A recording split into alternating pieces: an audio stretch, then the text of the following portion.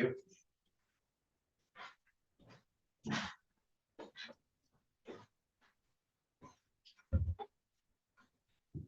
All right, go to the roll call. Commissioner Robbins. Here. Commissioner Walter will be late. Commissioner Bunnick. Present. Commissioner Wessel. Here. Commissioner Campbell. Here and present. Commissioner Alguier. Yes. And Chairman Yoder. Here. Thank you. Next up, we got our agenda in front of us. Do we have any late additions or deletions? I would suggest on 9, switching B to A and A to B. It just seems like that would be a better order to do that with.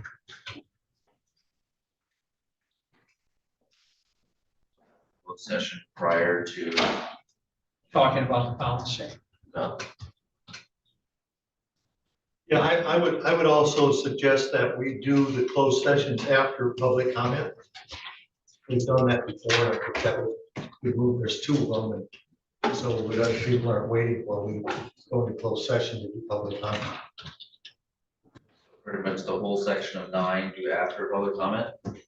Well, According to Commissioner Campbell's request, he was wanting to move item B Right. ahead of A, so that would put everything. yeah, well, I'm just saying 8C, and 9B. And, Well, 8C is just moving it forward. We're not gonna have any, oh, okay, there's not gonna be any motion or discussion on that. so closed session there, No, okay. that's just moving it forward to. So, yeah, I would say that we do that, A, and then B would be afterwards as well. And what do you want to do with public comment? It would be in the regular order. Okay. And then you would just move 9 down to after public comment. Or, I mean, All of 9? yes.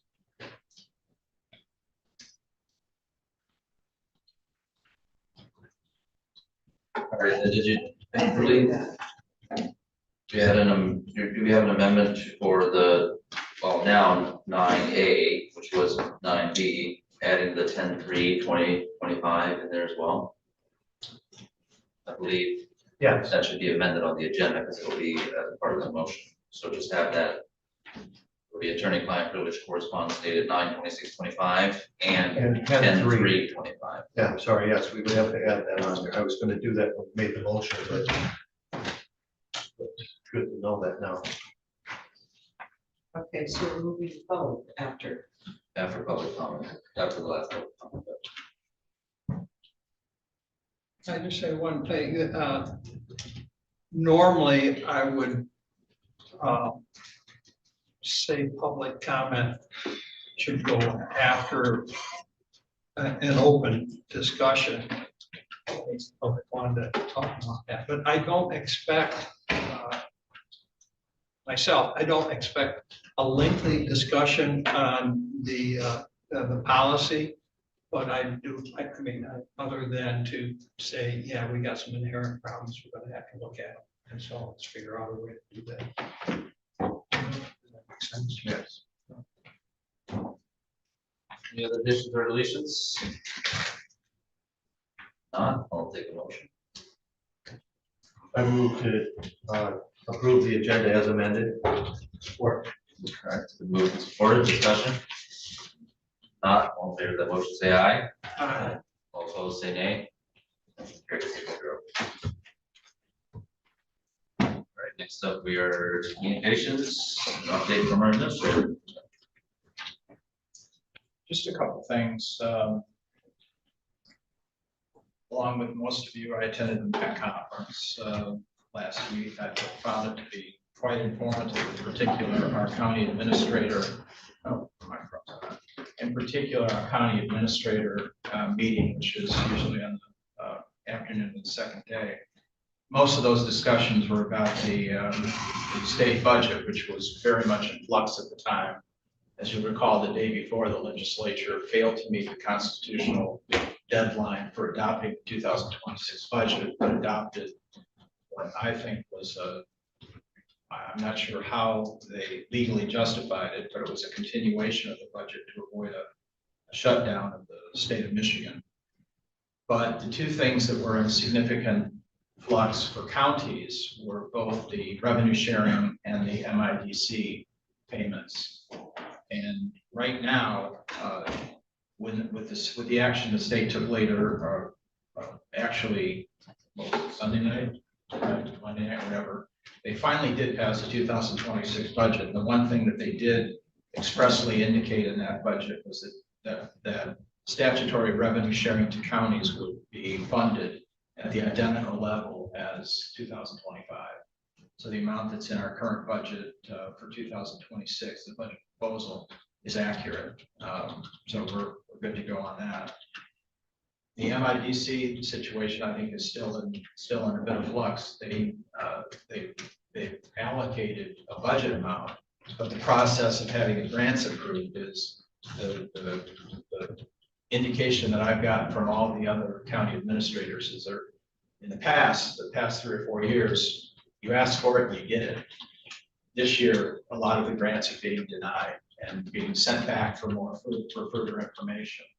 So now we're not directly involved in that because of our relationship with Grand Traverse County, but that is an area that might be a little bit difficult. Couple other things you'll see on today's budget, the adoption of a drain revolving fund, which we've not done in the past, primarily because we haven't had existing drains in the county that require maintenance. And that's what this is for. It's the creation of a fund to permit the drain commissioner to do what's called statutory maintenance. He's permitted to do maintenance up to $10,000 per year by law per mile of drain.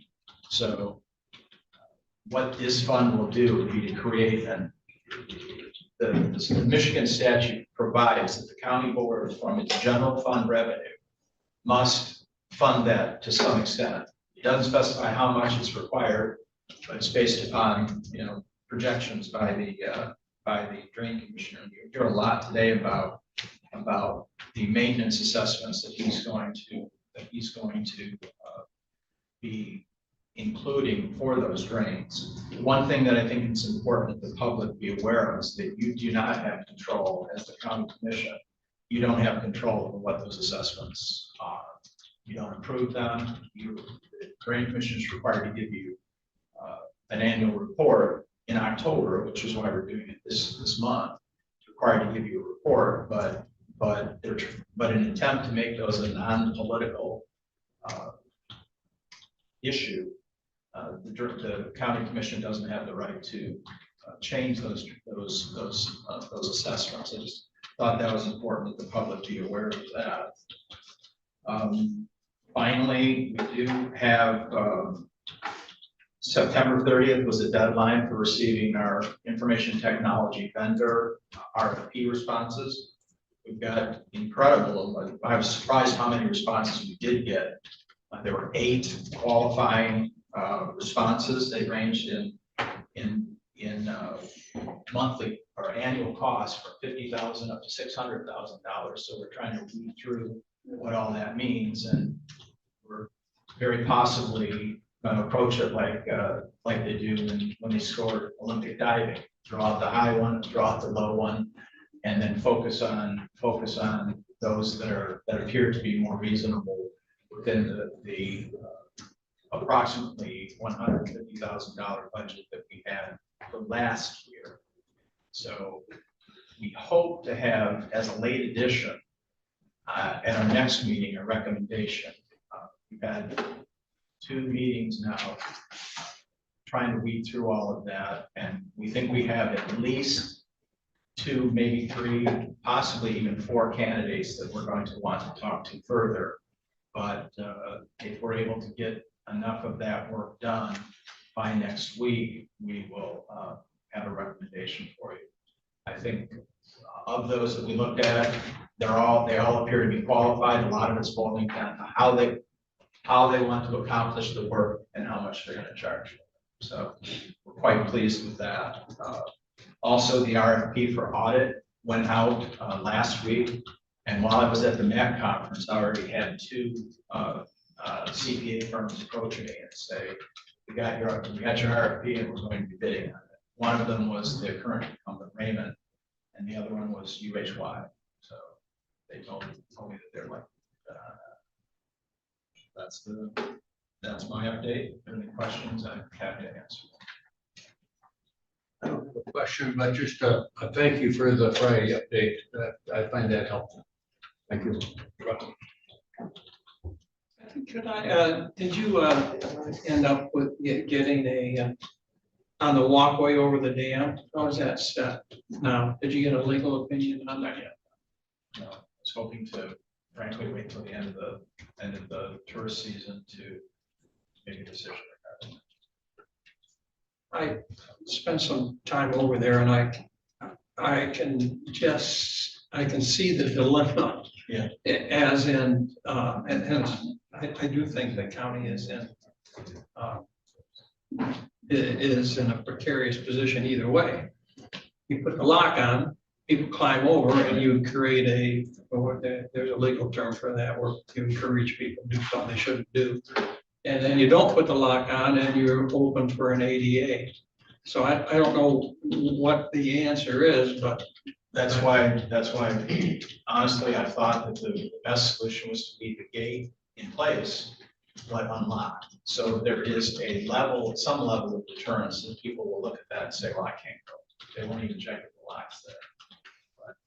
But so taking the gate down will makes it absolutely clear that we're encouraging people to walk onto someone else's property. But having a gate there, you've also noticed that the Falling Waters Lodge, which actually owns the property on the other side of the gate, has a sign that says, something to the effect of tenants only or occupants only, something like that. I don't recall the exact wording, but they're discouraging people from walking from the county property to their property, even though they were the ones who complained that we locked the gate. yeah, we just need an answer before we go into next year. But it's used A lot, and that's why, again, I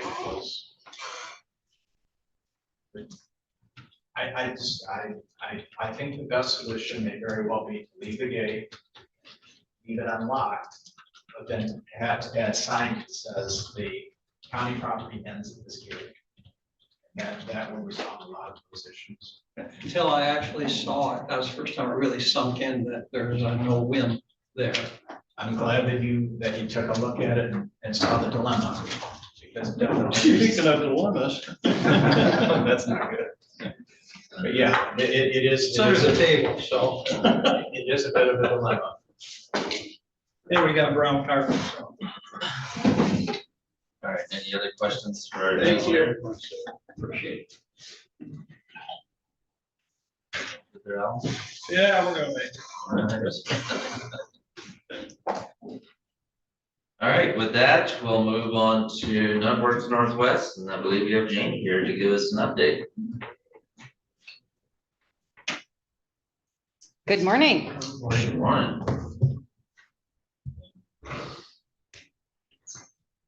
Can you hear me okay? Am I on the- We can hear you. You're good. Wonderful. Well, good morning. Thank you for having me. I am Janie McNabb, CEO of Networks Northwest, and I appreciate this annual opportunity to come and share with you what we've done in the region and in the county for last year. This is our 2024 annual report. Timing of scheduling to get on the agenda was a little odd last year and this year. So I'm hoping next year I can get in a little earlier in the calendar year to share with you what we did this year. But looking back at 2024, you do have the actual report in your packet. I do also have a one-page summary PDF. There's a PDF on our website. I do have hard copies though for the public over there on the table if anyone would like it. So at Networks Northwest, we generally have around 40-ish different programs that we serve as headquarters for. All of them cover the 10 counties of Northwestern Lower Michigan. And they operate in one of three categories, one or more of three categories. One is serving the talent of our region, serving the businesses of our region, or serving the communities or local governments of our region. So the annual report is structured in those three categories, and you'll see the services and programs that we've provided across the region in those three categories. So Lauren, if you could go to the next slide, and then the next. So this slide shows overall impact numbers across those three categories. Again, it's the 10 counties, and these are any of those groups that we have touched in some way. And if you want to go, Lauren, to the next slide, our first category is talent. When we talk about general services, having served about 8,000 people across the 10 counties, those are the services that are available in our Michigan Works service centers. So we have 4 service centers across the 10 counties. Anyone can come in, access our resources to do job search, access our staff to help them with interviewing, resumes, et cetera. And in those, both in general services and specialized services, which is when we take people on our caseload and work with them one-on-one over a long period of time, we served about 500 people who reside in Leelanau County that last year. If you want to go forward, Lauren, this is talking about those general services. And then on the right, it refers to our youth programs. So we help our young people across the region to do exploration, career exploration. And one of our main ways of doing that is an annual event we have called My Career Quest. Has anyone heard of that? Oh, well, I hope you can come next year. We hold it at the Civic Center. It is open to any school in the 10 counties, although it's mostly around Grand Traverse County that folks come. We did have 5 schools from Leelanau County participate and send 9th graders. That's the target audience. It's really more than a career fair or an expo. It is employers. We had, I believe, 40 to 50 employers set up a really interactive display or experience for those 9th graders. Do you know what I'm talking about? Yes. That is one of the best expos, if you want to call it that, I've ever seen for young people get to. It's amazing. Oh, thank you so much. It's awesome. Like, they do a wonderful job. We are really proud of it. And it really makes a difference. This presentation is PDF. If you go to our website, you'll see that video, which was from 2024. The video we have from 2025 actually interviews students who attended. And it's really encouraging to hear their perspective and to see how much it really opened their eyes to jobs that are available here in their own backyard, which is the whole goal. We want them to understand their options so they know they don't have to leave to have a good career. We want to keep them in the region. Next slide, Lauren. Couple more programs that we operate for job seekers, helping to reduce barriers, and that's another youth program that we offer called Jobs for Michigan's Graduates. That's a program where we work directly with students in schools and really emphasize those. They're referred to as soft skills, although they're not soft. They're so important. Attitude, accountability, communication, all those things that every employer needs across every job. That's what's taught in that program. And it really gets youth out into the workplace. So they're not just learning about careers, they're going out and experiencing what it's like on the job. It's really the best place to learn those kinds of things. It's hard to learn them in a classroom. So if you want to go next, Lauren, we'll be talking about our adult ed program, where we work with people who do not have a high school diploma. We served about 280 people across the region last year in that program. And then we have our OS reentry, which is for formerly incarcerated individuals coming back to our region. Next slide. And then we have programs that work with businesses. Some of those are under the Michigan Works banner, where we work with employers and help them hire and train. And then we also have another program that helps helps companies sell to every level of government. So if you want to go to the next slide. This is talking about a couple of programs where we offer support in filling jobs as well as retaining workers. And then under customized training, I want to talk a little bit about apprenticeships. I mentioned them last year. It's something we really focus on. Apprenticeships are very customizable. They can be used for a single individual in your workforce or many. But it's something we do from the employer's perspective. We work with employers to create apprenticeships so they can train people to their own specifications. It's a great succession planning strategy. So for all those companies that are worried about retirements coming up, this is a great way to prepare for that.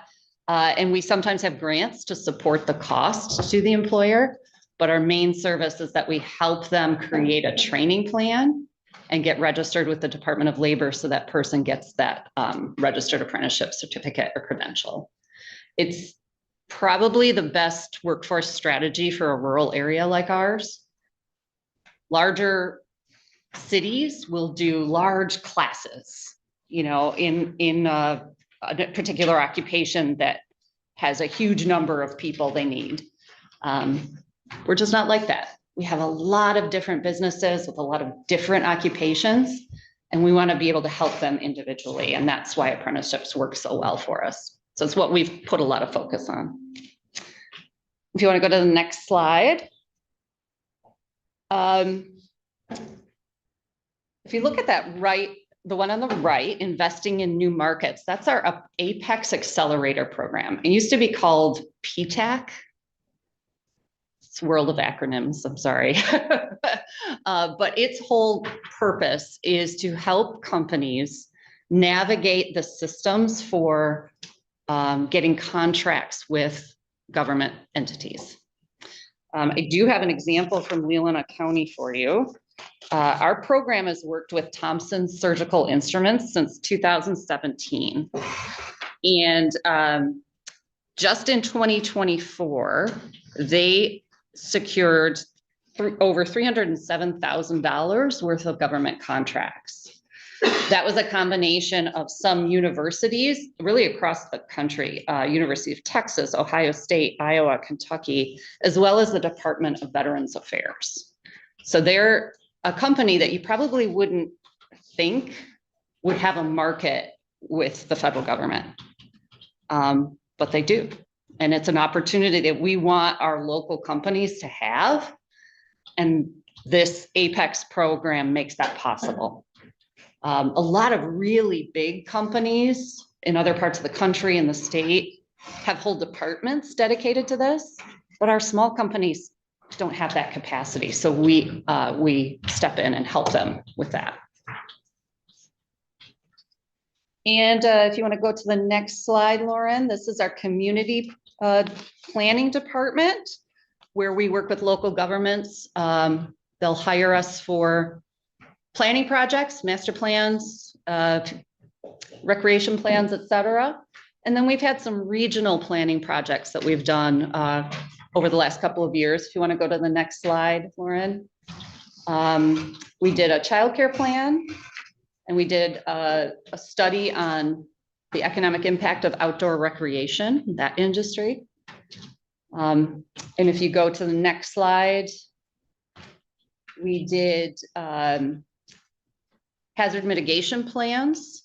We actually worked with every county over the last several years on that, planning for natural hazards that might come up and would kind of activate a whole community response. And then trails planning. And Lauren, if you want to go a couple more slides, those are a couple of projects that we were hired for.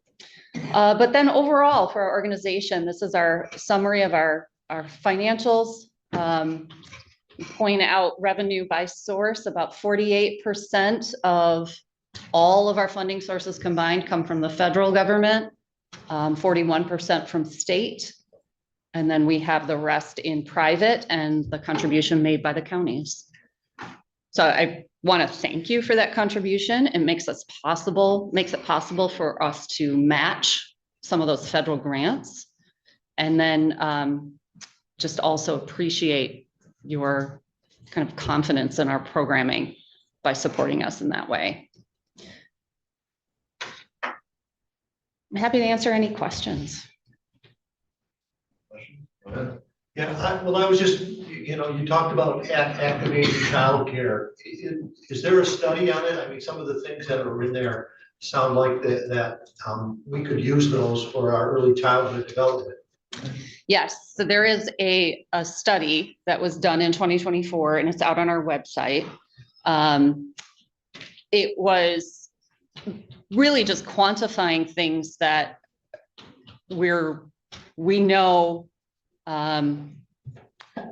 there's a drastic shortage of availability in infant and toddler programming. I believe it did have a number that at the time was a lack of 2,800 slots across the region. It's 2,600. 2,600, that's right. And there were several solutions put forward that we're now supporting the implementation of. Things like expanding they were called micro centers. I believe they're now called small capacity centers that were started here in Leelanau County. That's being expanded. Other programming that is looking to come online are things that people don't really even know are a barrier, like a real lack of people who are certified to inspect and approve playgrounds. Because every facility has to have a playground. Well, it takes months to get someone to come inspect a playground for a new center. That's just one small thing that we would like to help fund some additional people in the region to get certified. So those are the kinds of small but very meaningful actions that we are working on based on that study. Commissioner Bunnick and I went to a program on Thursday with Traverse Connect and the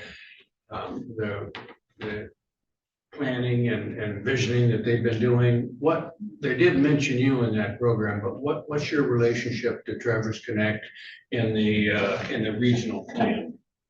Yeah, so we are designated by the Michigan Economic Development Corporation as the regional economic development planning organization. So we convene all of the economic development entities who are interested and want to attend on a quarterly basis. And we work on several projects in addition to that. And we access MEDC funding for a different project every year. Last year, it was that outdoor recreation study. This year, it is the remote worker study. So I'm not sure if you heard about that, but it was, should be published this month or next month, where we looked at what's the impact of that influx we kept hearing about during the pandemic of all these remote workers. What does that look like? Who are they? Did they bring spouses to fill existing jobs here in the region? Who are they working for? Are they now getting jobs here? Did they bring kids to enroll in our schools? What was their housing situation like? So all of that data was collected over the course of the year in partnership with Traverse Connect, Northern Lakes Economic Alliance, Alliance for Economic Success, and the Manistee Chamber were our main partners, and 20 Fathoms. So that's one example of how we're connected to Traverse Connect. I don't know about you, but I found that program very informative. And in fact, I went to Jen and said, we ought to bring the gentleman here to talk to us about how they collaborated across the county with Housing North and with you and with the chamber and. Which event was that? Which event was that? You said there was an event on Thursday, last week? Association of Counties. Oh, great, okay. They talked about family building careers, you know, and I was wondering, you know, if there was something you could say about that. Yeah, so I think across the region, most economic development agencies are focused on supporting jobs that provide a family sustaining wage. And a lot of our programs at the federal level do really focus on that based on our performance metrics and requirements. We have to put, if we're going to put dollars, which come from state and federal tax rolls, towards supporting career options and employers and job seekers, we want to make sure it's a good investment and that those individuals are going to be successful, those companies are going to be successful. And so the focus is really helping those companies and those people get into jobs that pay a wage that's can support them and can support a family. I have a question and maybe a couple of requests for me. The question is, do you help local communities apply for grants? And do you have anyone in your office who can supply that we're much in need of that? What we've done so far is to support and like if a municipality wants to pursue a grant in order to work with us, you know, to hire us to do a plan, a feasibility study, that kind of thing, we will write the grant. We don't have capacity to help any organization or any municipality write any grant. We'd love to. That's probably one downside that I see to the organization. We could do so much more with our existing programs if we had more capacity. But it's definitely something we would talk about.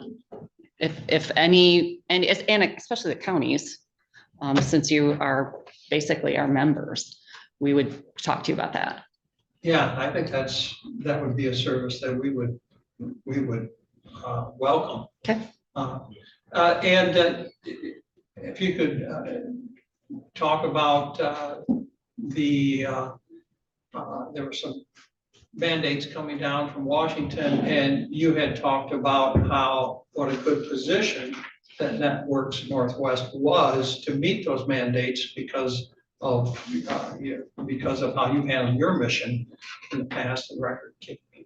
And then if you could, kind of explain that outrageous increase in price that you gave us after holding the same price for how many years?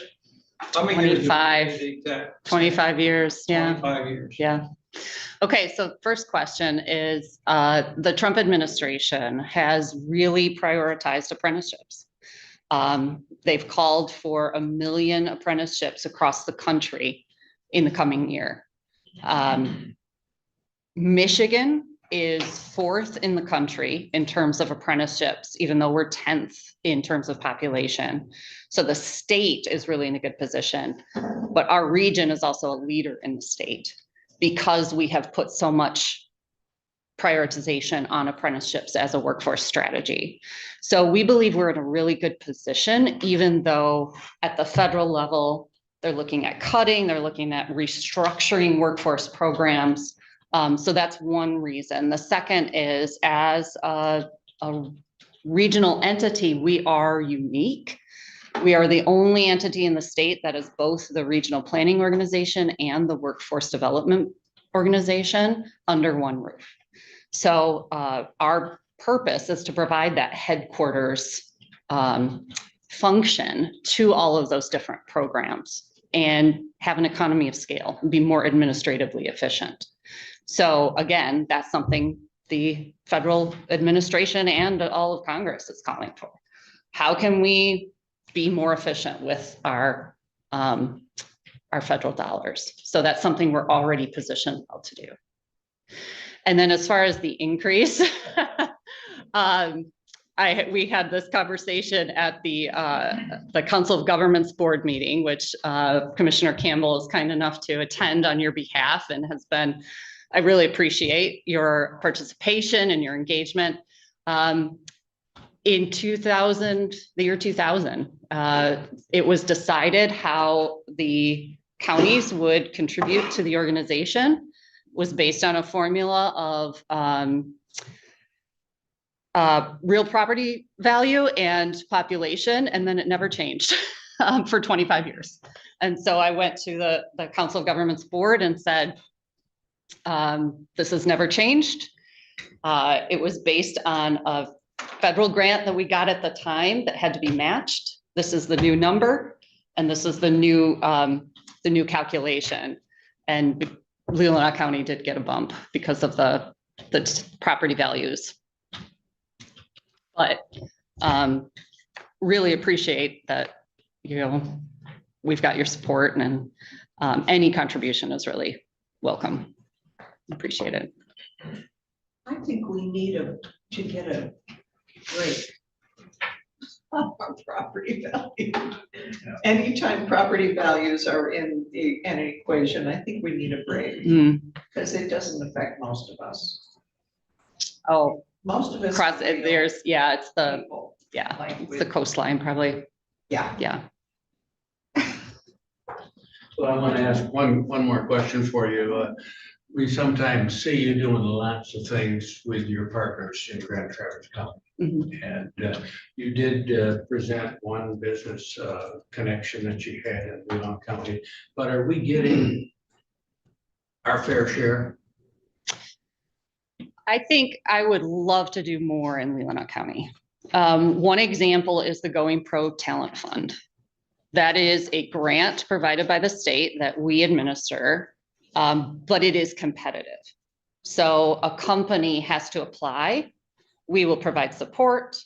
We will provide guidance the whole way. And we help to process those applications. We had no applications from Leelanau County last year.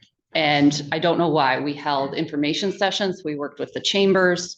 I'm thinking this year we're gonna maybe take out ads, get, with the newspapers and so forth. But we have so much more in Grand Traverse County and just nothing from Leelanau. So I really think we need to do a better job with that, and would appreciate any suggestions. Mr. Campbell is our representative to Network Northwest. I was thinking it would be a good job for Lyft and some of those organizations. Honestly, I mean, to really be honest about the thing, they're very good at getting the word out on programs that they promote. Okay. I'll connect with you on that. Yeah. Be great. Do we have any follow-up questions? Appreciate your presentation. Yeah. Appreciate the opportunity. Thank you.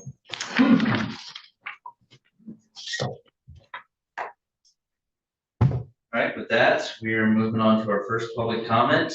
Member of the public has 3 minutes to address the board with items that are agenda specific.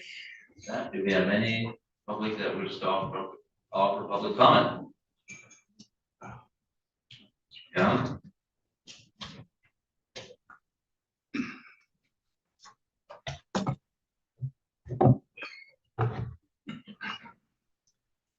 Tim McCauley from Elmwood Township. I'd like to make some comments on number 9.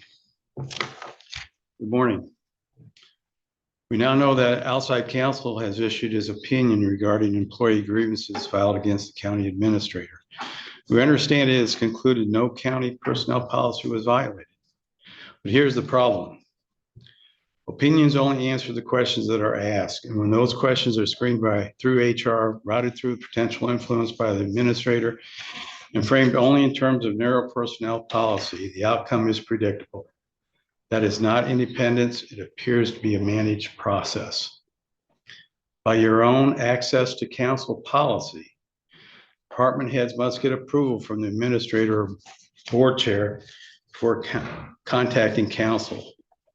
that the administrator himself is the subject of complaints. HR then, as we understand it, summarizes employee concerns into a policy framed right up before sending them along. Council is then asked, did a specific policy apply? And the answer comes back, no violation. This isn't a true independent review. It is an incomplete review, defined in a way that leaves out the real issues of potential misconduct and what employees described as abusive management. Even more concerning, not all important witnesses appear to have been interviewed. When someone who attends weekly meetings with the administrator has never been asked what he saw or she saw or heard, the board cannot be seeing a full picture. That leaves the impression grievances are being treated as a problem of one or two disgruntled employees, when in fact, multiple staff, including women across departments, have frequently described a similar pattern of intimidation, silencing, fear, and even perceived verbal abuse. Yet in a public conversation with these concerns are minimized and reframed, staffs are labeled entrenched or resistance to change. The interim administrator, Richard Lewis, many recent successes and effective changes are brushed aside. In fact, many point to the clerk's office as a source of today's drama. But the truth is that things were calm before Mr. Lewis's service as an administrator for nearly a year. Though initially contracted for 3 days a week, he frequently worked weekends, and some employees even called his first day back Tornado Tuesday because of how quickly and effectively he moved things forward. He reorganized Parks and Rec and made other constructive changes. The employees worked with him. The contrast is clear. This unrest does not come from staff unwilling to change, but from how a current administrator manages. If you are serious about evaluating these grievances, the board should meet in closed session today without staff or the administrator present. Use that time to determine how to gather facts directly from HR. All right, Mr. McCauley, Okay, one last sentence, please. 3 minutes are The up, public, the people who elect you expect to do better. please. County employees deserve a process that is Mr. fair, McCauley, not one that appears constructed to shield. And taxpayers and residents deserve a board that protects them, not one that hides behind opinions. Thank you. Perhaps Anybody else wish to offer public comment? So we need to discuss policy when people ignore the chair. Thank you, sir. No, I can put your name in. Thank you.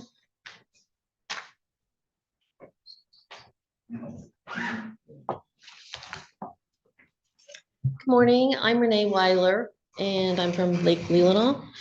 And I am one of the whistleblowers that just introduced HR 1776 to the US Congress. And of course, because Congress is. What agenda item are you referring to? This is about 6, the technology, IT.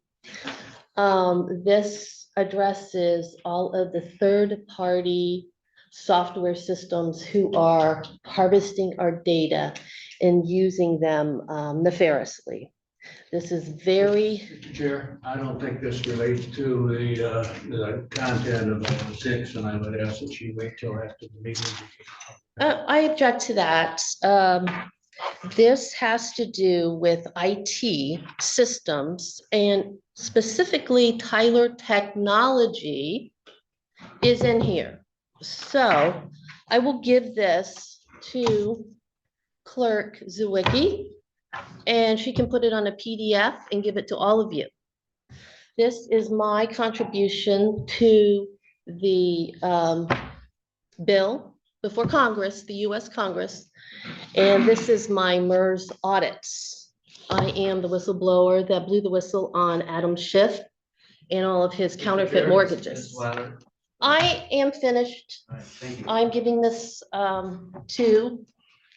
this is a legal notice, okay? I'm also giving a legal notice involving Ms. Weiler, another software system, IT system, our Register of Deeds in Grand Traverse Ms. County. Weiler, please. Yes, we're not going to be able to, All right, do you have any other public comment? you know, All right. Not, we will move on to commissioner comments. Comments? I think we have to address a policy that deals with people who ignore our chair during the public comment. So we can consider that in the future. Because that sets a bad precedent for everyone. Okay, do you have any other commissioner comments? All right. Yeah, I don't know if it needs to be a policy, but I certainly would. I don't think it gives us a good light if the public doesn't respect the board in that position, so hopefully that'll change in the future, so. Any other commissioner comments? All right, if not, we'll move on to action items. First up, we got action item number 1, which we have Sheriff's Office, contract for services with Village of Suttons Bay. Looking to move that forward to next Tuesday. Oh. Good morning, Commissioners. Lieutenant. Mr. Administrator, good morning. I'm here on behalf of the Sheriff's Office to request that the board approve a 1-year contract with the Village of Suttons Bay for a full-time deputy, and that the board chair be approved to sign the said contract once it returns from council review.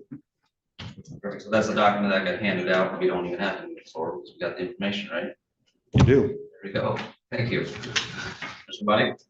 Yeah, I move to recommend that the County Board of Commissioners approve a 1-year contract with the Village of Suttons Bay for 2026 and authorize the board chair to sign the contract pending review by legal counsel. Second. All right, it's been moved and supported. Discussion?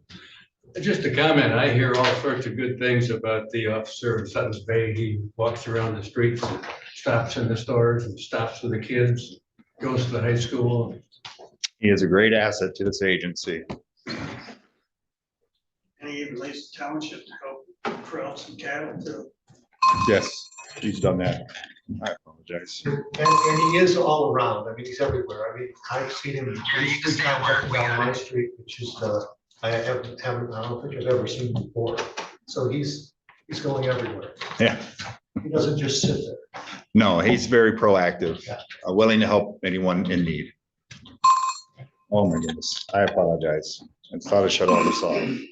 You're on duty, so. Any other discussion?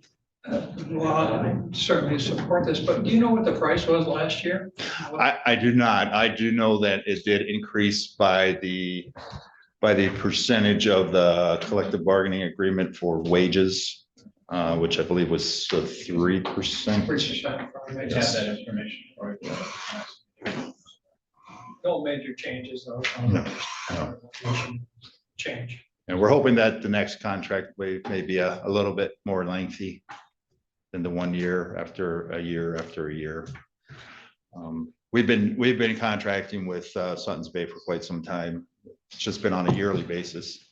Oh, I see. You're looking for multi-year contracts Yes. in future. Gotcha. Good. Any other discussion? Not, all in favor of that motion, say aye. Aye. All opposed, say nay. 7-0. Thank you. Lieutenant. Thank you. Have a good day. You too. All right, next up, we got item number 2, which is equalization. I believe we got Andrew here for a lengthy packet here. Good morning. Good morning.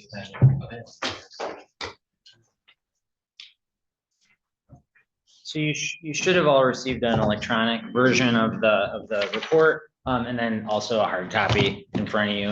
Either referring to either one works for me.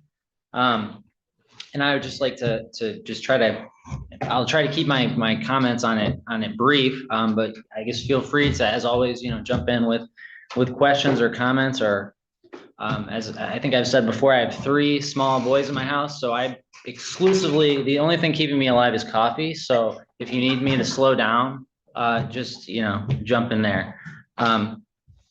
So today I'm just presenting the annual apportionment report. So we do this every year. The General Property Tax Act lays out 2 chief responsibilities. for boards of commissioners when it comes to assessment and taxation. The first responsibility of the board is the process of equalization. As we know, equalization happens in the spring. It's the process through which the board ensures fairness and uniformity in assessing by making sure all property is assessed at 50% of its true cash value, which you've heard me say time and time and time again, and I'm going to continue saying time and time and time again. Second responsibility of the board is the process of apportionment.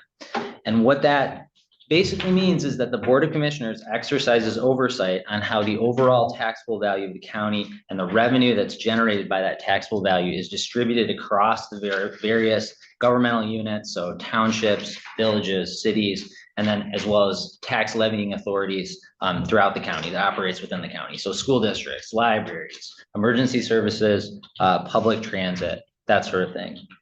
So by statute, apportionment has to occur before October 31st. So, what exactly is apportionment? When you vote to approve apportionment or to authorize apportionment, what are you actually doing? So that's laid out in MCL 211.37. And that statute says that the board at a session held not later than October 31st in each year shall examine all certificates, statements, papers, and records submitted to it, showing the money to be raised in the several townships for school, highway, drain, township, and other purposes. It also says the board shall direct that the money proposed to be raised for township, school, highway, drain, and all other purposes authorized by law shall be spread upon the assessment roll of the proper townships, wards, and cities. And it goes on to say that this action and direction shall be entered in full upon the records of the proceeding of the board and shall be final as to the levy and assessment of all taxes. And it says the direction for spread of taxes shall be expressed in terms of millages to be spread against the taxable value of properties and the board shall not direct the raising of any specific amount of money. So through apportionment, you're just providing a full accounting of the millages to be levied and the revenue that is to be collected.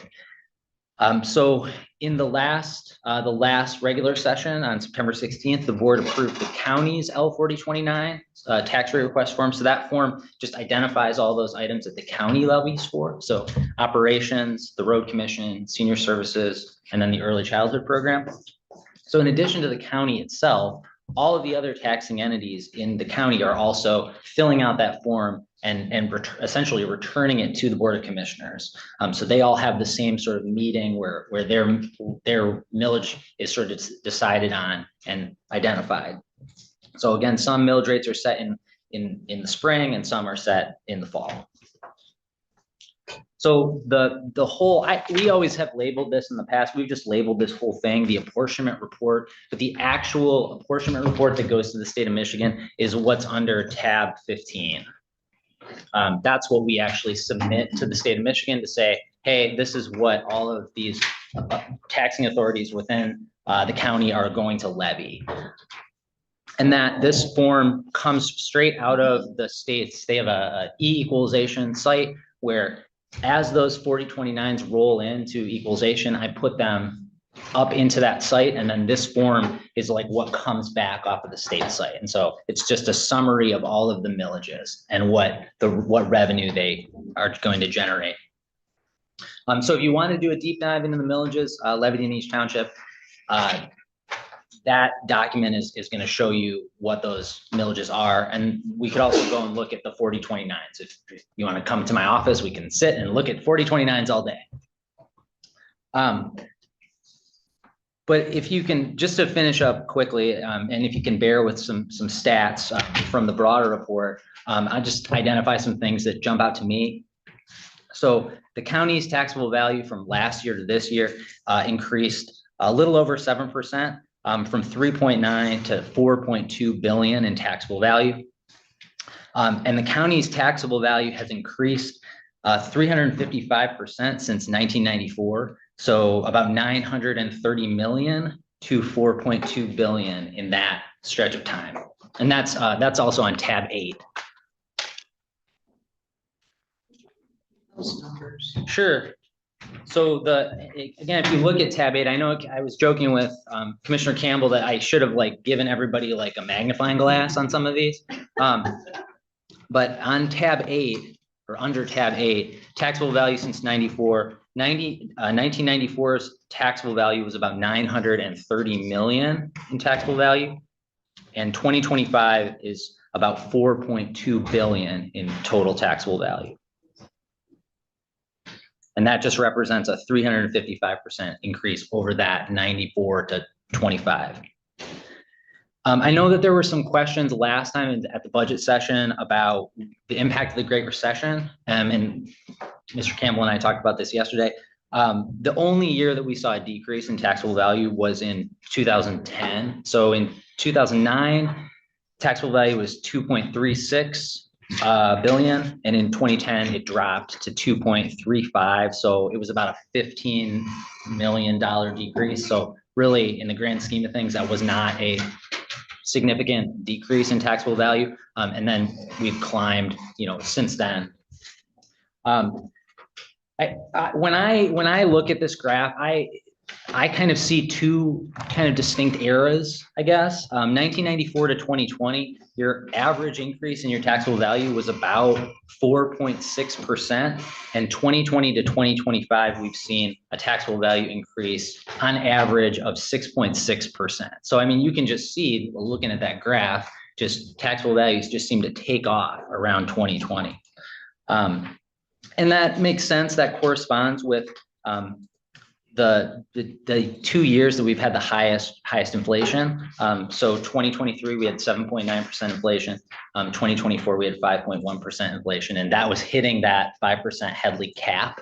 So that kind of makes sense that you would have such significant increases year to year in taxable value. And then yesterday we talking to Commissioner Campbell. I found this article. This was published on August 1st by MLive. It says Michigan's 10 most expensive counties to buy a home. Number one, Leelanau County. Leelanau County, the median home price was about $600,000.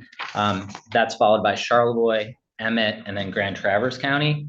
And Leelanau County is the number one by about $90,000 over Charlevoix County. So, I mean, if you essentially draw a 100-mile circle around Traverse City, you're hitting all four of those counties, which is pretty remarkable. But that's like, the cherry coast, I guess, as people have been labeling it. So that's where people want to be, and people are definitely paying the prices for the housing to be here. If we move to look at tab 2, this just identifies our top 10 taxpayers, and they represent about 2.65% of the total taxable value of the county, but they're diverse geographically and diverse by industry. So they're kind of scattered everywhere, and they kind of do a variety of different things. So real estate, agriculture, retail, senior care. The single largest source of taxable value, I think, as we would expect, comes from the residential class. So about 90% of the taxable value in the county comes from residential, about 6% from commercial, about a little under 3% from ag, and then utility is about 1.5% and then industrial last is less than 1%. It's 0.4%. Tab 13, among other things that's in there, shows all of the exempt property that's in the county. There's 1,261 exempt parcels. That's about 4.7% of all of the parcels in the county, but it represents 38% of Leelanau's total land area. It's about 60,000 acres. And the largest holder of tax exempt property, as you would expect, given that large size, is the Park Service, right? Because all of pretty much all of the Manitous and part of the Fox Islands are owned by the Park Service or by the U.S. government. So the state requires that county apportionment be conducted before October 31st, but the state of Michigan recognizes that there may be millage requests that appear on the November ballot and that may be levied in this year. So Casson Township does have a fire station bond proposal that is going to get voted on in 25. They're looking for approval to borrow about $5.8 million for a new fire station, but that will not be levied, according to the clerk in Casson Township, until the winter of 2026. So if you approve the apportionment report today, or you authorize it, I should say, I won't have to come back to you later This will just be a one and done this year. And that's not always the case, but in this year, it will be. So that's kind of nice. You don't have to see me again for a little while. So unless there are questions, that's really all I have for the report. Yeah, well, at the top of it, you've got, the national park, the state of Michigan, the Leelanau Conservancy, all are, then the tribe also, as some of the top acreage owners. None of those are really taxed, are they? Right, so the Park Service is not, State of Michigan is not, Conservancy is not, the GTV is also not, correct? So what percentage of the county is not taxable? So it was, I think I said 4.7% of all the real parcels are exempt. So 95% is taxable versus. Those are parcels. Right, I'm just parcels. About acreage. I am not sure. I'd have to run the numbers. Yeah. But I can do that. So I'd be interested to know what percentage is not taxable. I mean, that's one of the reasons why the property is so expensive is because so much is not on the tax roll. Yeah, I mean, we certainly have a significant amount of acreage that is. I think it's expensive because we have beautiful lakes.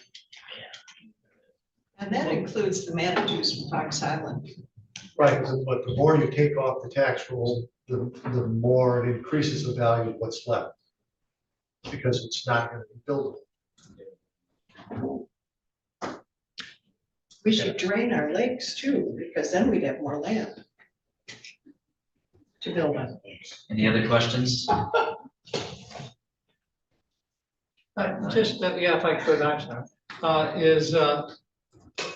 of course, there's two sides of that equation for revenue for us.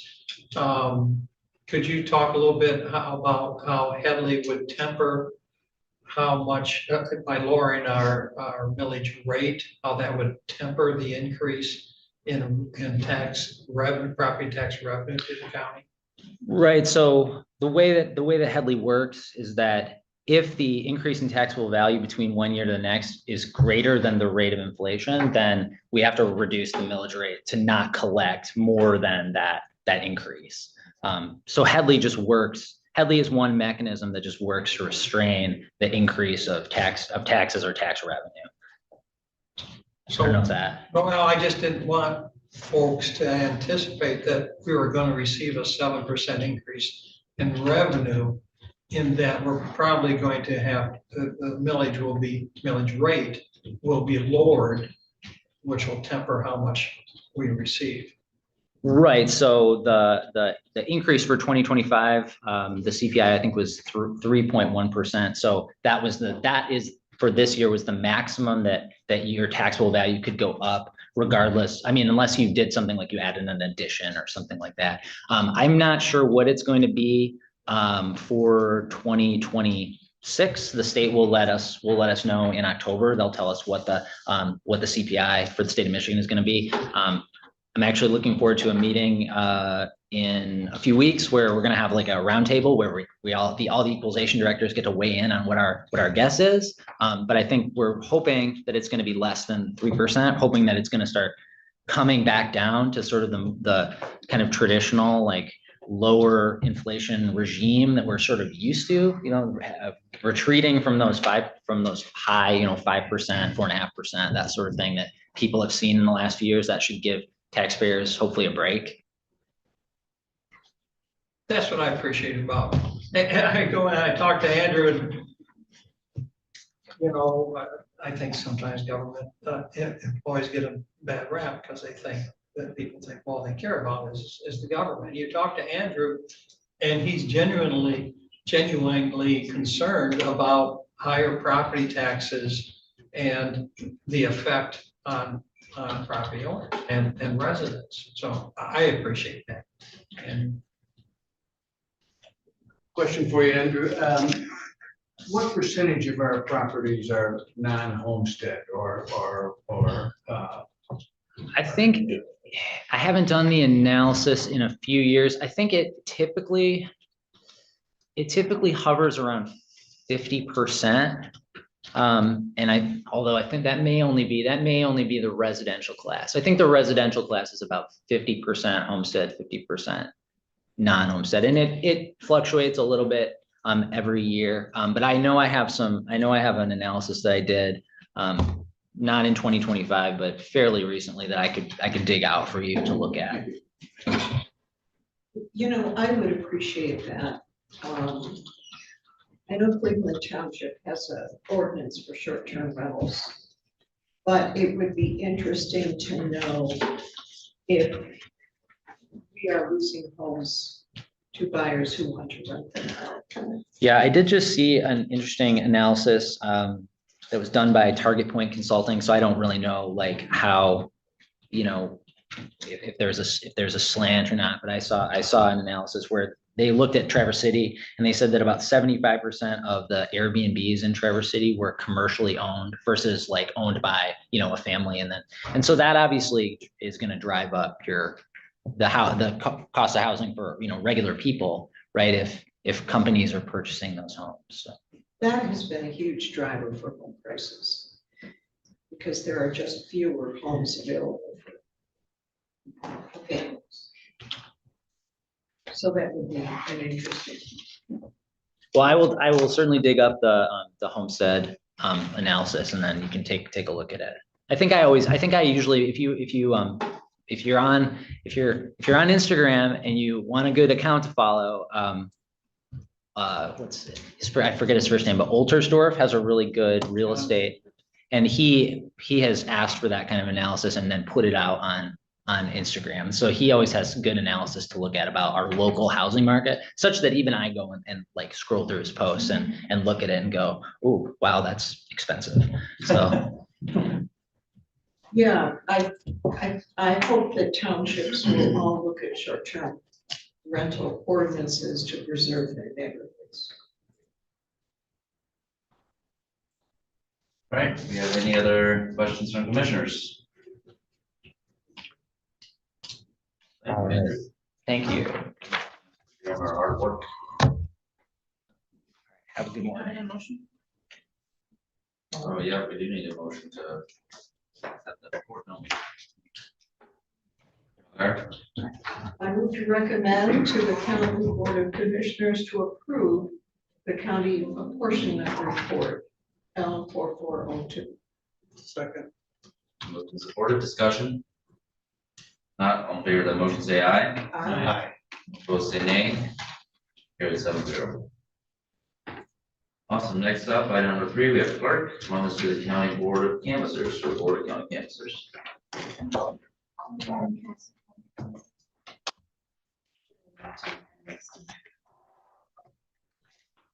Good morning, and what you're getting is a green ballot for today's item. And at the bottom, you'll notice that there's a place to print your name as commissioner, to date it and to sign it. Under the statute, you are required to vote by ballot, but Open Meetings Act prohibits voting by secret. We have to know how you did vote. And so most of you have been on the board before, we've done it this way, and we'll disclose how each of you voted. The item before you is there are 2 members of the County Board of Canvassers that are expiring this year, 1 Republican and 1 Democrat. And I have the names on here. The Republicans did submit 3 names, but I've talked to a couple of them and they're not available. The Republican name is Casey Yoder. Casey was appointed to the board in 2022 by me. Any vacancies that occur on the County Board of Canvassers are handled by the county clerk. They do not come back to the Board of Canvassers. And then our Democrats, our current member is Bridget Hart. Bridget was also appointed in 22, and I should go back to Casey. Casey, when I appointed her, replaced Judy Tykert, who moved downstate. Some of you know Judy, just because of political connections. Can't think of who her husband or son was. Kurt Vanderwall. She moved downstate after her husband passed away.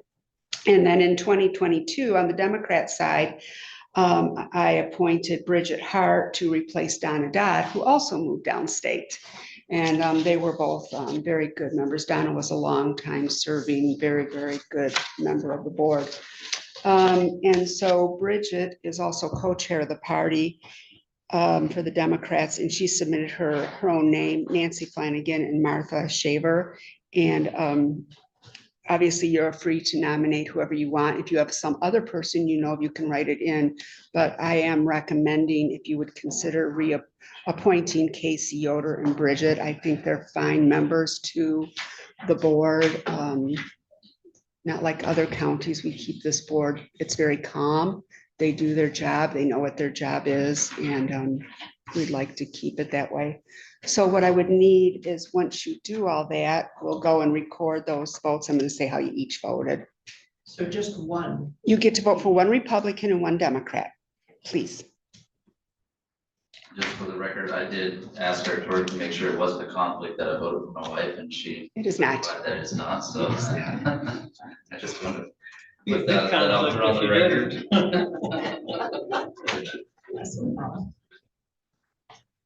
Okay, and if you could just all sign them, and is everyone done voting? Okay, so I just need them passed one way or the other so that someone hands them to me. You got them both ways? All right.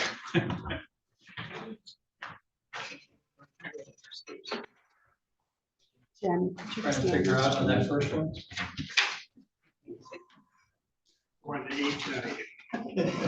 Did any of you have any questions for me? I'm sorry, I forgot to ask you that. I figure you all know both candidates and all the names. If you need more information, I'm happy to get it, because that is within your right to do so.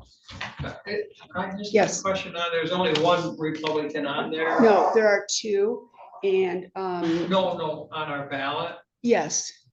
They did give me a list of three, and I've been working because, as most of you may know, a little off topic, Eric Lind did retire from the Board of Canvassers, and I appoint that. I'm struggling to get that appointment made, and I'm using subs. So they did submit them, but I contacted the people, and for health reasons, scheduling issues, they weren't interested. So it's getting to be more and more of a struggle to get some of these positions filled, whether it be the canvassers or the jury commission. I've got two stable on my jury commission. I need one more, so it's just a process. Okay. Oh, and so John Harbottle is the other active member right now with the Democrats.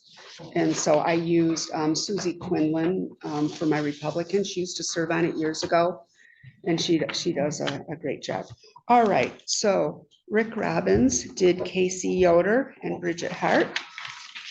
I was trying to get to Gwen's because she says I always call her name last, so I'll go to Gwen next. Gwen did a Casey and a Bridget. Commissioner Wessel did Casey and Bridget. And Commissioner Campbell did Casey and Bridget. And Commissioner Walter did Casey and Bridget. And Commissioner Bonnick did Casey and Bridget. And Chairman Yoder did Casey and Bridget. So both of those received the full board support, and would be the people whose names you could insert, if you would, into the suggested motion on here. Take a motion. I move to recommend that we appoint Casey Yoder and Bridget Hart to the jury commission. That'd be the Board of Canvassers. Or Board of Canvassers. Yeah. Yeah. Board of Commissioner Bunny, discussion? Not, all in favor of that motion, say aye. Aye. All opposed, say nay. Motion carried 7-0. Okay, thank you. Can I ask you just one bit? Absolutely. When, during election and our chair is running, how does that work? with- It has no impact on the Board of Canvassers.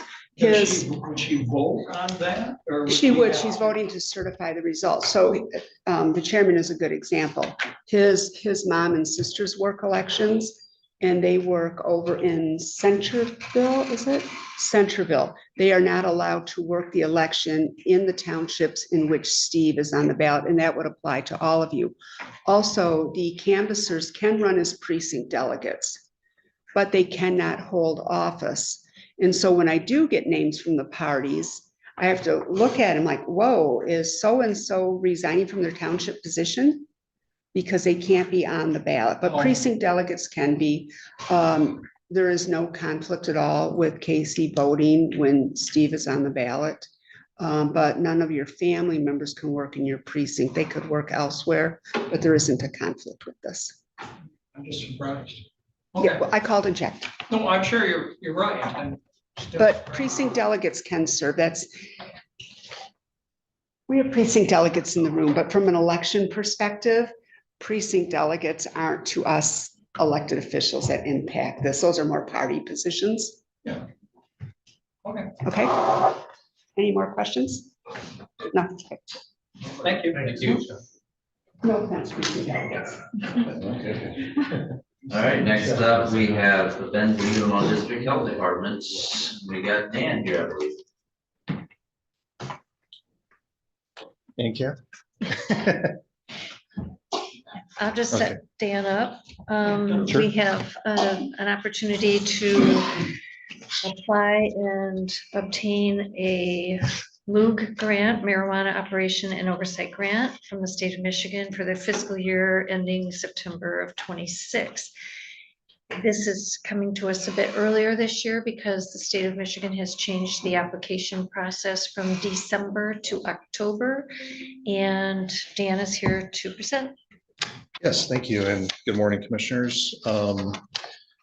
So basically, just to run by some numbers that we had from this past year, this board approved the last round of the marijuana oversight and operations grant. And we contracted, the health department contracted with the county to provide those services. We distributed a little over 400 lock bags for securing marijuana products. And the whole reason behind this, it's part of our it's called our Secure Your Stash campaign. And we have a website that's dedicated to that. And it's more or less just keeping, whether you agree with it or not, marijuana is legal in the state and it's out there. So our concern from the health department standpoint is just to try to eliminate any unintentional or sometimes intentional use of marijuana that is not, that from parents or other people. And a lot has to do with just keeping kids safe, right? The Poison Control Center has seen in recent years a substantial increase in issues with marijuana products being ingested by kids. I mean, I think you all know that a lot of these things like little gummies and whatnot, they look like candy, right? So it makes sense that, we need to make sure that those are secure. And, there's not the stigma of this being illegal anymore. So I think people just intuitively are not stashing it or hiding it away like maybe they did in the past. So this is something that's been very successful. It's been very popular as far as distributing the bags. We did a media campaign. I think originally we had said that we would do a couple billboards in Leelanau County. The only problem is there's not too many places that have billboards. Elmwood Township is about it, right? So we, thought this through and just figured that a media campaign that was blasted out on social media and whatnot would be a better use of those funds. And that ran we worked with Up North Live to develop it. That ran for about a month. I don't know if some of you may have seen it or not. Up North Live also did a news story that I was interviewed for, which was broadcast on their evening news. And basically for 2026, I have a work plan here. We plan on doing a lot of the same things. We quickly ran out of the lock bags. They were distributed to primary care offices. The one retail marijuana dispensary in Leelanau County is up in Northport. They distributed a lot. We gave some to the Grand Traverse Band that distributed through their clinic and their pharmacy. Health department offices, we have Narcan boxes throughout the county that those, we put some bags in those too for people to pick up. And then senior services. Now, this isn't exactly, we can't write this into the plan, but kind of a side benefit of these is for seniors to secure their medications. They have grandchildren that come over, or, just maybe the young grandchildren, then maybe the teenage grandchildren they want to keep out of some of their medications. So this, I think, is, it's a side benefit. It's not exactly marijuana, but that's okay, right?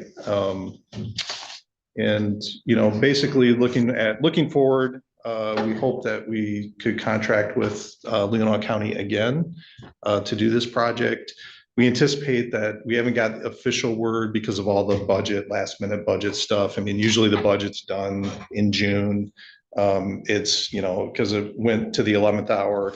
We don't have the exact amount, but from what my sources, what I'm hearing is it is going to be the exact amount. So when that does come out, and it is coming out, they changed it from, as Kathy had mentioned, a December 1st is when they release the RFP. It has changed to, it was supposed to be October 1st. Well, it's delayed. We anticipate that coming out any day now. And then basically you have about a month. So we just wanted to get on top of this. I'm glad that it's in October. During the December timeframe, it was just tough with the holidays and everything, and just a lot of things to put on the agenda. So I would appreciate, the board's support again to do this program. And I think it went well, and I think it was a good relationship between Leelanau County and the health department. So I would, if you have any questions, I'd be happy to answer them. Motion? I move to recommend that the Leelanau County Board of Supervisors approve the application to be written and submitted to the Cannabis Regulatory Agency by 10/31/25 for the marijuana operation and oversight grant FY26 grant, and authorize the chairman to sign same. Also, upon award, that Leelanau County renew the contractual agreement with Vancy Leelanau Health Department to provide services to continue education and outreach to promote safe cannabis storage, and authorize the chairman to sign same. Moving supported, discussion? These are great little bags. I was gonna text you this morning, say bring one of them, but.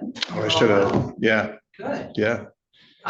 They really are useful. I will always remember years and years ago when I was in school, I worked at a methadone clinic. And the little boy who was in my office for 3 years, who drank the pretty liquid and died. So children do get attracted to these things, and this is a big, it's really important that we can safeguard our children and allow people, and you're right, it's also good for people on painkillers, that they can lock these up. So they're very useful. Yeah, I hard to disagree on the usefulness of the product itself. How much leeway is there in what you can apply for? As in, and here is my concern, recent studies have indicated that marijuana is not near as health neutral as what it has been described. Mm-hmm. Can you apply for funds that would help get that word out about the dangers of the high potency marijuana that now dominates the industry? Well, I think, on our website, on the health department website, and the section where we have this information, I mean, it does talk about that. And you're right. I think marijuana today is so much stronger than it was, 30, 40, 50 years ago, even 20 years ago. So yeah, there is a lot of issues surrounding that. The amount that is, it's very prescribed on what we can use this funding for. And it is a set amount for each county.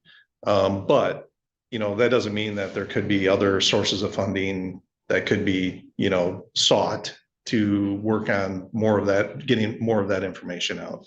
But we do, try to incorporate that, weave that in, if you will, because it is a lot more potent. It's a lot stronger, especially from the standpoint of, it's unintended use or ingestion with kids and whatnot. It can have a dramatic, very negative effect on them. Yeah, to me, okay, I'm gonna vote yes, but to me, this is like dad locking up the liquor cabinet. And what that does is makes the kid wanna figure out how to get into the liquor cabinet. This is a little bad. I understand, but to me, a better or more important message is that this is not your dad's marijuana.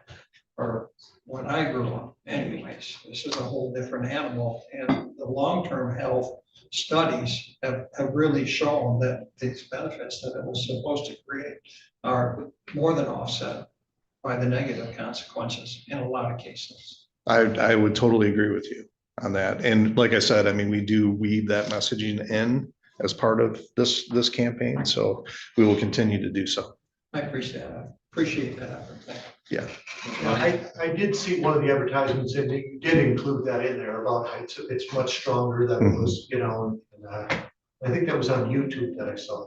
Okay, yeah. So that was really, and so I was a little kind of shocked by it, but I just thought, that, it did bring that message across, and it is much more dangerous, and especially for children.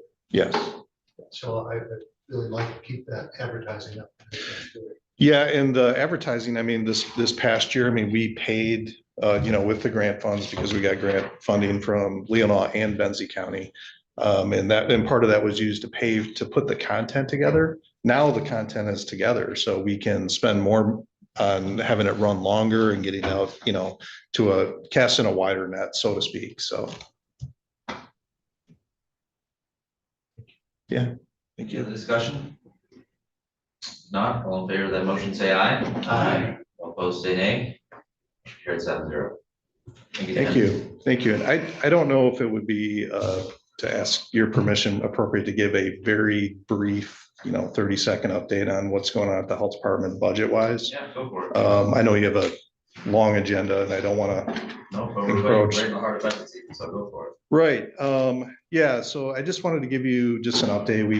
The Board of Health did pass our budget a few weeks ago, starting October 1st. It was a bit of a different budget than we've been used to. Our revenue was down about 18%. So pretty significant decrease. We were able to not fill a lot of positions that were vacant due to attrition and some upcoming retirements. And really this amounts to about 6.2 positions, FTEs, 6.2 FTEs. We did have to lay off our emergency preparedness coordinator. And this was through a reorganization where we took our public information officer and emergency preparedness coordinator position and combined it into one. This was, purely a cost saving measure. This is also a 12% reduction in staffing for the health department. And we're just trying to, right size given the challenges we are facing. Yeah, I just, more or less just wanted to kind of give you a brief update about what was happening. I think, going into the future, we're carefully watching our budget. I mean, we've been budgeting since, April essentially. So it's been a long budget season. And we're glad to be through that. And, unfortunately we've, having to do a little bit of reorganization and lose one of our staff members, never easy. It's a hard decision. But we felt it was the right decision, and definitely was not a reflection of their, work. They've been a very exemplary employee, so just want to mention that as well. And just looking forward, we've had some challenges. One of them, a big one, and I know you guys have grappled with this too, is we had a 19% increase in our healthcare costs for employees, which is substantial. Right. And that's difficult. We are also dipping into our fund balance to balance our budget by about 368,000. We do have a healthy fund balance, and we have been adding to it, in previous years. So that was, we felt an appropriate use of our fund balance to, get through this year and kind of see how things progress, looking at it mid-year, even, forecasting what it's going to look like. I think 2027 may require some more adjustments. We don't know what's going to happen exactly with Medicaid and whatnot, which we do receive some, funding through Medicaid outreach and cost-based reimbursement. So anyways, that is, essentially the update I wanted to give you. And if you had any questions, I would entertain those. Yeah. I have two, Dan. Thanks for being here. Yeah. Vaccination rates for Leelanau County are relatively low compared to many other counties. And in the current climate, what are you doing with your young families to give them information about vaccination? Oh, that's a great question. We've been working hard. Of course, we're doing more with less. We have less staff to do that work, so it's been a little bit more difficult. But for instance, when we had our the measles outbreaks happening in other areas of the country and in Canada, and we had a little bit happening in Michigan, we were very proactive to get messages out, work with families, have extra clinics, so to speak, to get people in to get those vaccinations. So we are, basically doing more of that. Right now is our very busy respiratory vaccination clinic season.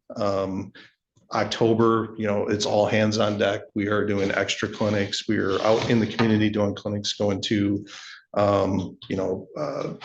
places like senior centers and assisted living homes and, things of that nature to try to get as many people, make it easy for them to get vaccinated for those that can't come into our offices. And of course, we have clinics going on in our offices too. So it has been challenging from a staffing standpoint, as I said, that we are down a significant number of staff. So that has been a little challenging, but we do feel it is very important. Now, leading up to today, there's just been a lot of confusion about what is even covered, insurance wise. And, we've been trying to work through those issues one by one. As of today, it appears that all the insurance companies are covering the COVID-19 vaccine if you meet the underlying condition requirement for those under 65 and over 6 months of age. So if you want it, we have it, right? And you can get it. And that's the important thing, is just making sure that it's available for those that would like that vaccination. And of course, we have, we're doing a lot of flu vaccine, we're doing RSV, pneumococcal, all those type of vaccines. So it's been something that we've, is a pillar of public health, and we are continuing to do that. I think, I'm being long-winded here, Commissioner Wessel, but just continuing to get that information out to folks about the importance of getting vaccinated. I'm on the Munson Population Health Committee. We just met last week and we were talking about that in various avenues of just getting the words out, because it's a lot cheaper to and better for people to get vaccinated than it is to end up spending some time in the hospital. I mean, essentially. So, I mean, it's all about prevention. It is all about prevention. Second question was, by November 1, unless things change, many of our young families who are on Affordable Act Care plans are going to see 100 to 125% increase, I understand, in their premiums. What are you doing, and what's the medical community doing in our region to help people find affordable care? Well, that's a great question too.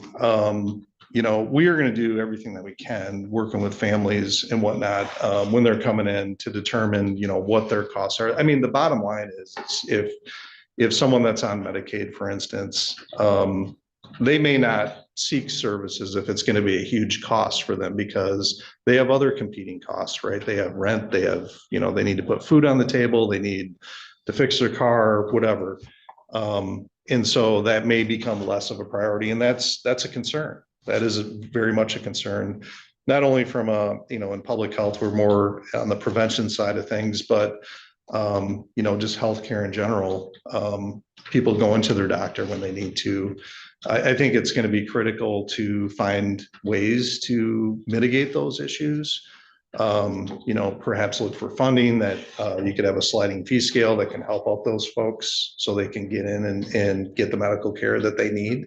That is, something that we talked about at that Munson Population Health Committee meeting that I was at, which involved a lot of community leaders and physicians and the CEO of Munson, just the need to basically determine and find funding to help those that are going to need it. So it is very much something that is on my mind. I don't have the answers, as of yet, but it's something that we're definitely looking at. I need to clarify a question. So if someone 45 years old with no underlying health conditions comes to you for a COVID shot, can you give it to them free? Or do they have to have an underlying? Well, I mean, that's been part of a little bit of the confusion. I think, for them to be, their insurance to cover it, they would need to have an underlying condition. Now, How about the health department? well, from the health department standpoint, yes, we're not going to turn anybody away that really wants it. And honestly, an underlying condition could be, most of us have an underlying condition, honestly. Inactivity or just sitting at your desk, every day, working on a computer can be considered that. So, there's a lot of different reasons and things to consider when that happens, but it is a little unclear because really what this boils down to is we use our funding to purchase vaccines, right? And we are looking to recoup those costs from insurance. And as you know, we're in a difficult, budget situation. So we're helping folks understand that, making sure that their insurance covers their vaccine, so to speak. And if they're not, if they have to pay out of pocket, we would give it to them, but then bill them, right? So I don't know how that exactly would work as far as we're going to see that coming back, but it's, there's just a lot of uncertainty, but it seems to be. Who went to her doctor and was told it would cost her $250 to get a COVID shot. Right. Yeah. And those are some of the things. She did not do it. And I think some of those, and I don't know when that was, but it seems that a lot of the insurance companies, now that the ACIP recommendations have been endorsed by the CDC, things are kind of becoming more clear. And I think insurance companies are coming out and saying, yes, we will cover it from that standpoint. Thank you. Thanks. All right. We are Do we have any more questions? fortunate to have Mr. Thoreau over our health department. He oversaw all 6 of the departments in our Counties, yeah. in our counties. But he now runs our department full-time, which is very, very, very valuable. And he took a considerable pay cut to do so. So thank you for your service. Thank you. Thank you, Dan. Thanks. Appreciate it. Thanks for the extra time. Yep. All right. No, we might take a little break if you don't mind, so. Sure. Take a 5 to 8 minute break. I'll keep you in suspense for just a little longer.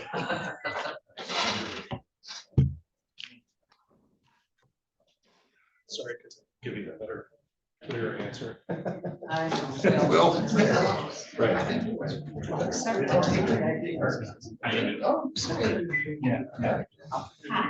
Oh, it's okay. I don't mind. Now we got mine. Plans all straightened out. Thanks for doing it. So that's good. Busy intersection.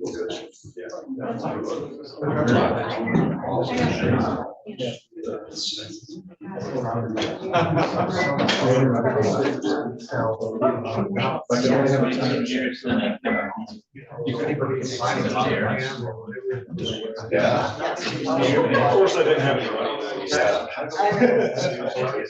We bought it for, I have other stuff I don't sit It's over. I worry about my. That makes it look like I'm a kid. Which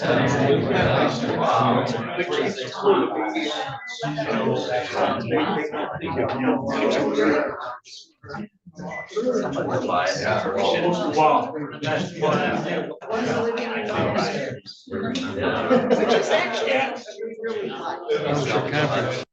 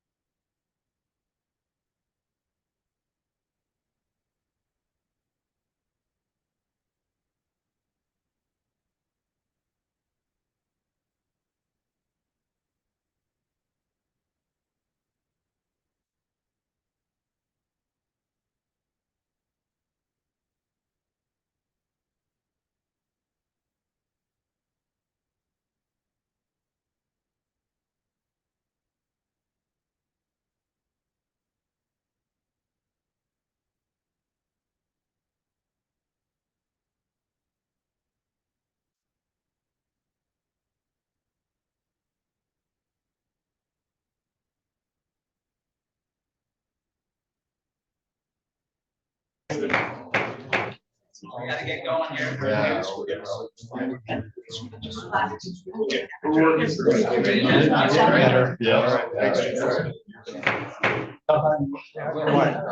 All right, we're gonna get back in session here.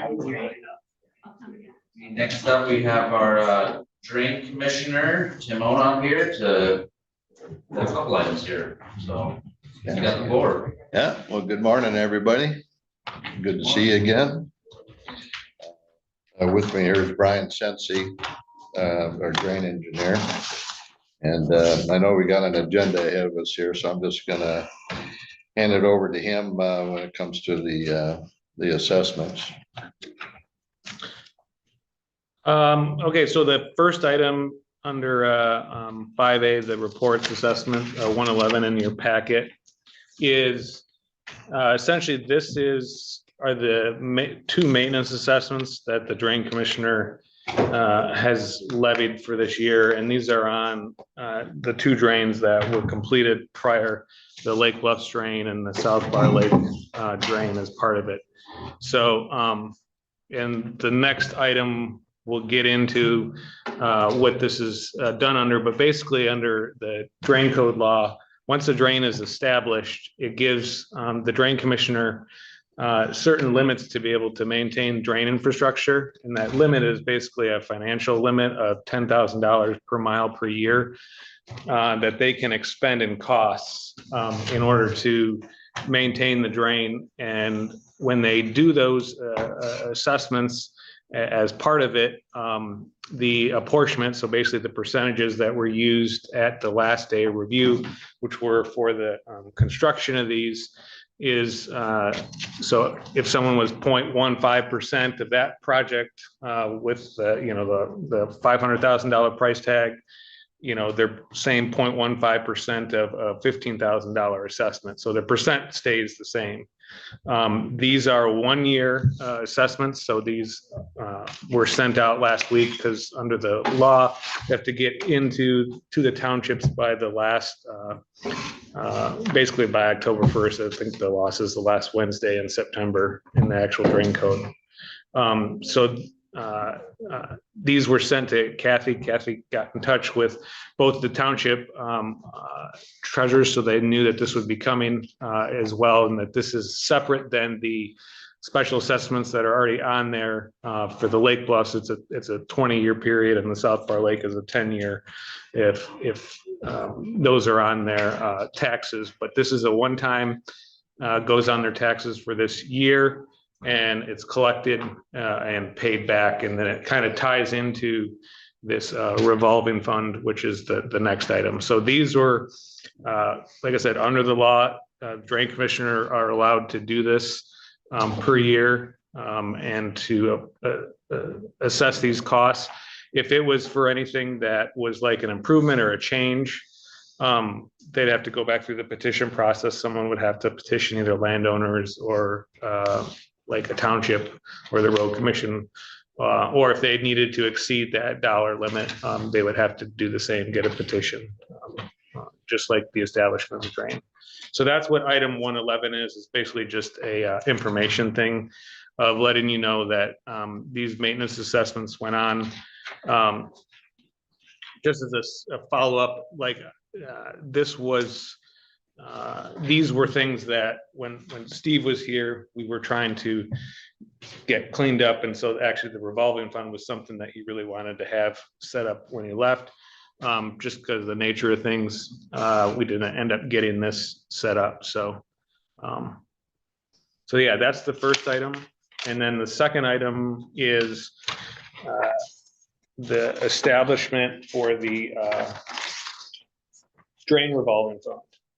Can I ask you a question? I'm sorry. Yes. Because I think you divided these between maintenance and so I had a hard time figuring this out. I did. The $15,000, how much does the county owe?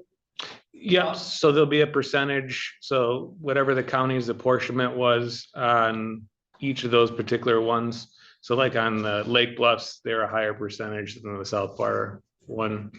The county owes that percent under the maintenance of, same with the townships, the village in the case of South Bar Lake, and then all the residents. So, Why does that percentage vary per project?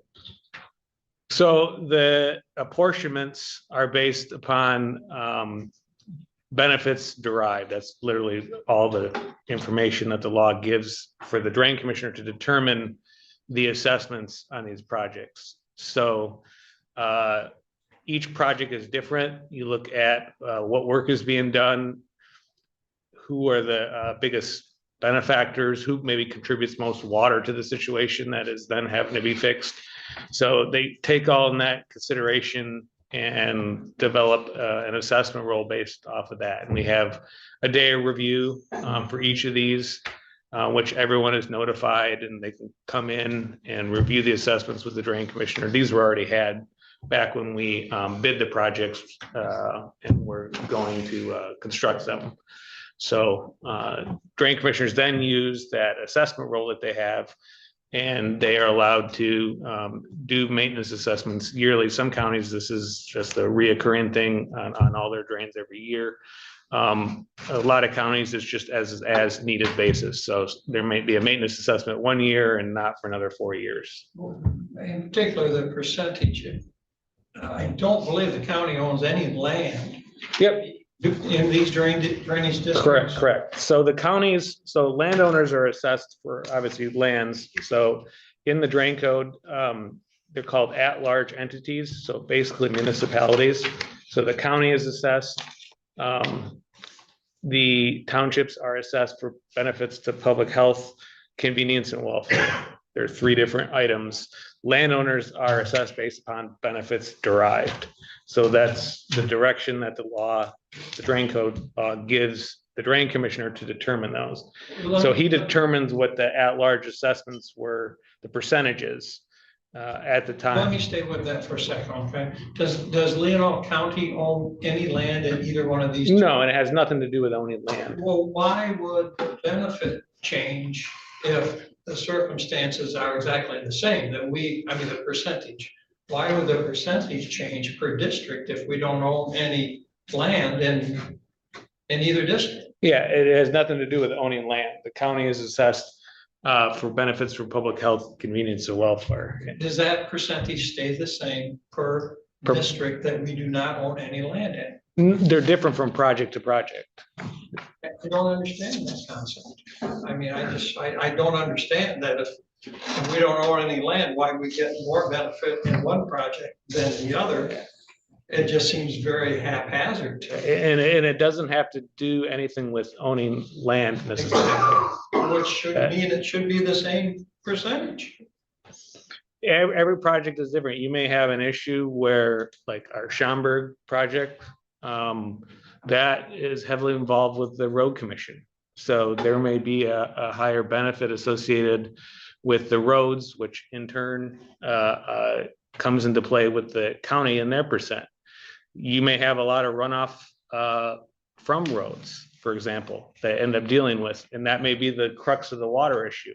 You may not have any road, like Little Glen Lake, that district, the county is not assessed in that. There's no county right away in that is only MDOT and properties. So the county is not assessed in for that. So everything's different. With the issue that the drain commissioner is trying to resolve, that takes a big part in it and how things are apportioned. The South Bar Lake project that was completed, a third of the cost went on the 64 properties that are on South Bark Lake. A third of the cost went to the at-large municipalities, which is the county, the road commission, the Empire Township, Village of Empire, and MDOT. So those 5 entities with differing percents split that roughly third of cost, and the remaining 850 or so residents in the entire district paid the remaining third. And that was how the drain commissioner at the time went through and divided it up. I can just say, I wish there was a policy that you could point to and tell me that that is the reason logically why we're paying a higher percentage as a county for one district as compared to another district. I don't think there is such a policy for such a written reasoning explaining these differences. Yeah, and the drain code law is primarily written and very little has been revised since 1956. Pretty much leaves most of the determinations up to the elected drain commissioner. In things, there's not policy. I can tell you how most counties do the assessing. Most counties do the assessing the same way that these were done, and how they're put together and how they're thought of in relationship to the percent that you charge for at-large municipalities. This was and I apologize, I don't know, I think it was 2 years ago, might have been 3, when the county did the first one, when we were going through and even talking about what are at-large assessments, like what the county would be, what's typical for townships, what's typical for county percent. And I brought in 6 or 7 other counties and showed a bunch of different assessments to show that, okay, we're in the same range of what other counties typically use for assessing, but everything is different. The Little Glen Lake project, MDOT's going to be paying 90+% of that job. That's different than the Schaumburg. It's a different problem that's being solved, that's helping out other entities more than on another project. So. Right, our administrator, you wanted to mention something? Well, I was just gonna indicate, a lot of times the way drain commissioners do those assessments is they actually try to determine, given that the type of project involved are the private property owners benefiting more than the public general? Okay, and a lot of times, in fact, the drain code was actually written in 1956. And if you really want to get a headache, go read the drain code and try to understand it. It's every time I represented a drain commissioner throughout my career, I had to go back and read the code again to remember how it works. But the bottom line, a lot of times what they'll do is they'll look first to what's the actual benefit to private property owners. And they'll calculate the public benefit based upon that. So they'll say the real benefit to this is really more of a public benefit than a private benefit. So we're going to have a greater assessment for the at-large components than for the private components. But in the case oftentimes of farmland, the real benefit for the drainage is that the farmer gets his field tillable rather than a swamp. So that is a much more of a private benefit, and oftentimes the allocations are more skewed towards the private side rather than the public benefit on the at-large assessments. But the other the one thing you'll get when you read through the drain code is the fact that the elected drain commissioner really has the authority to to make these decisions, because the legislature wanted this process to be as apolitical as possible and not subject to, some of the pressure that you've seen in particular regarding the Schaumburg drain. That's really the answer. Yeah. All drains are different, so the apportionments are going to be different as a result. The legislature, good point that Jim just made. The legislature we've responded to several different residents explaining different parts on the Schaumburg drain. And one of the things that I've explained is that, they took a lot of things like that would be very commonplace now, like public meetings and things like that. That's not in the code. It's basically like, once a petition and a separate board determines that a project is necessary, the scope and everything goes to the drain commissioner at his discretion solely. And the next time under the law that people actually technically could have any input into or public comment in it is when they're actually sent a bill and assessed. And the legislature did that for a reason, because they realized, I think, that if they made it a very public process, nothing would ever get done. Because for the most part, you're always trying to, there's always a fewer percentage of people that have an issue than that don't, for most drain projects. I mean, I've had a handful in my career where the majority of people wanted it as opposed to didn't want it. So usually you're dealing with a couple people that need it and 95% that don't want it. And that's pretty much the par for every drain. So if you went off of like who wants it, who doesn't, nothing would ever get done.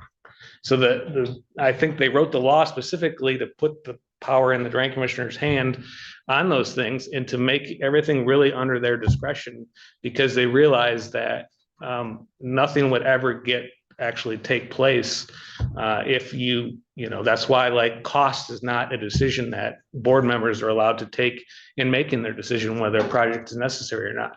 You can't use cost as a determination, say, well, this is going to be too expensive. That's on the drain commissioner to determine if something's going to be too expensive and how to do it. So, and as Jim said, the municipalities are assessed for different reasons. So in the law, it actually says public health, convenience, and welfare. So like public convenience would be like if you did a drain project, if you had like a industrial district that you were building and you wanted to put drainage there, that would be like public convenience. You're getting drainage directly to development that they just hook right into. Public welfare is like a township's perception.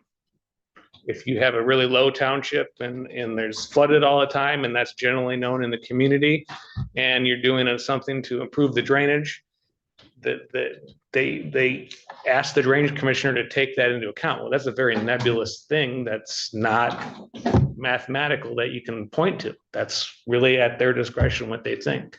So there's different reasons too for the townships in the county as compared to the residents too. All right, Commissioner Wessel had a question. I believe you told us a couple of years ago that the road commission is not obligated to pay their portion of the assessment, and if they don't pay, then the county is responsible.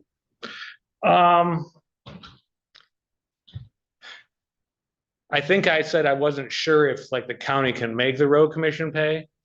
What has happened is that the road commission is agreed to pay under Rule 14A, which is their percent calculated off of that, which is not necessarily the same percent that the county is getting assessed.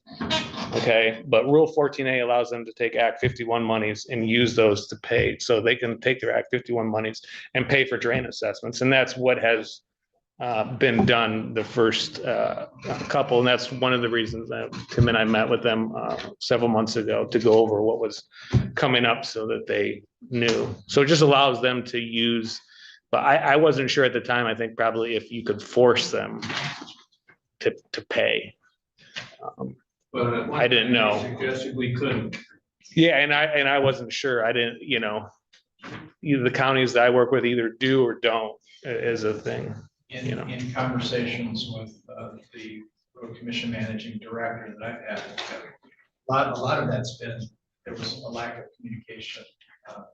They weren't aware, they just get a bill, and that was, they didn't know that they had, and they were concerned about it. We've given them plenty of notice in advance that this is coming. Thank you. Yeah, we've kind of got a process now when these come out so that they get a little lead time so that they can check stuff, because you have to use a formula. Theirs is a formula-based thing for their percent, and so they want to check that. Commissioner Bunny? I move to recommend that the Leelanau County Board of Commissioners create a revolving drain fund to account for non-petitioning or routine maintenance of county drains, and transfer $30,000 from general fund contingency as its initial source of funds. Support. Or discussion?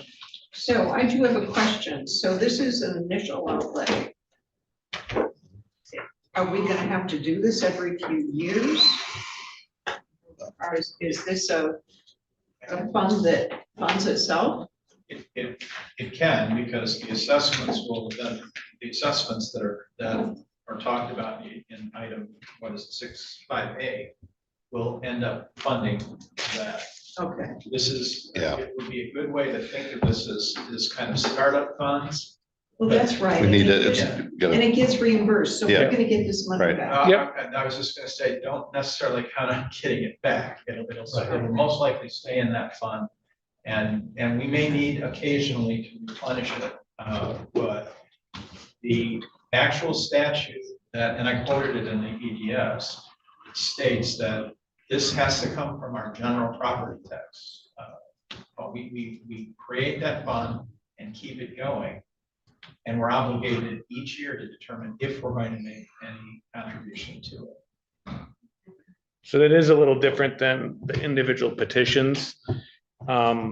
Those you do get back. So like, and that's where this would be used.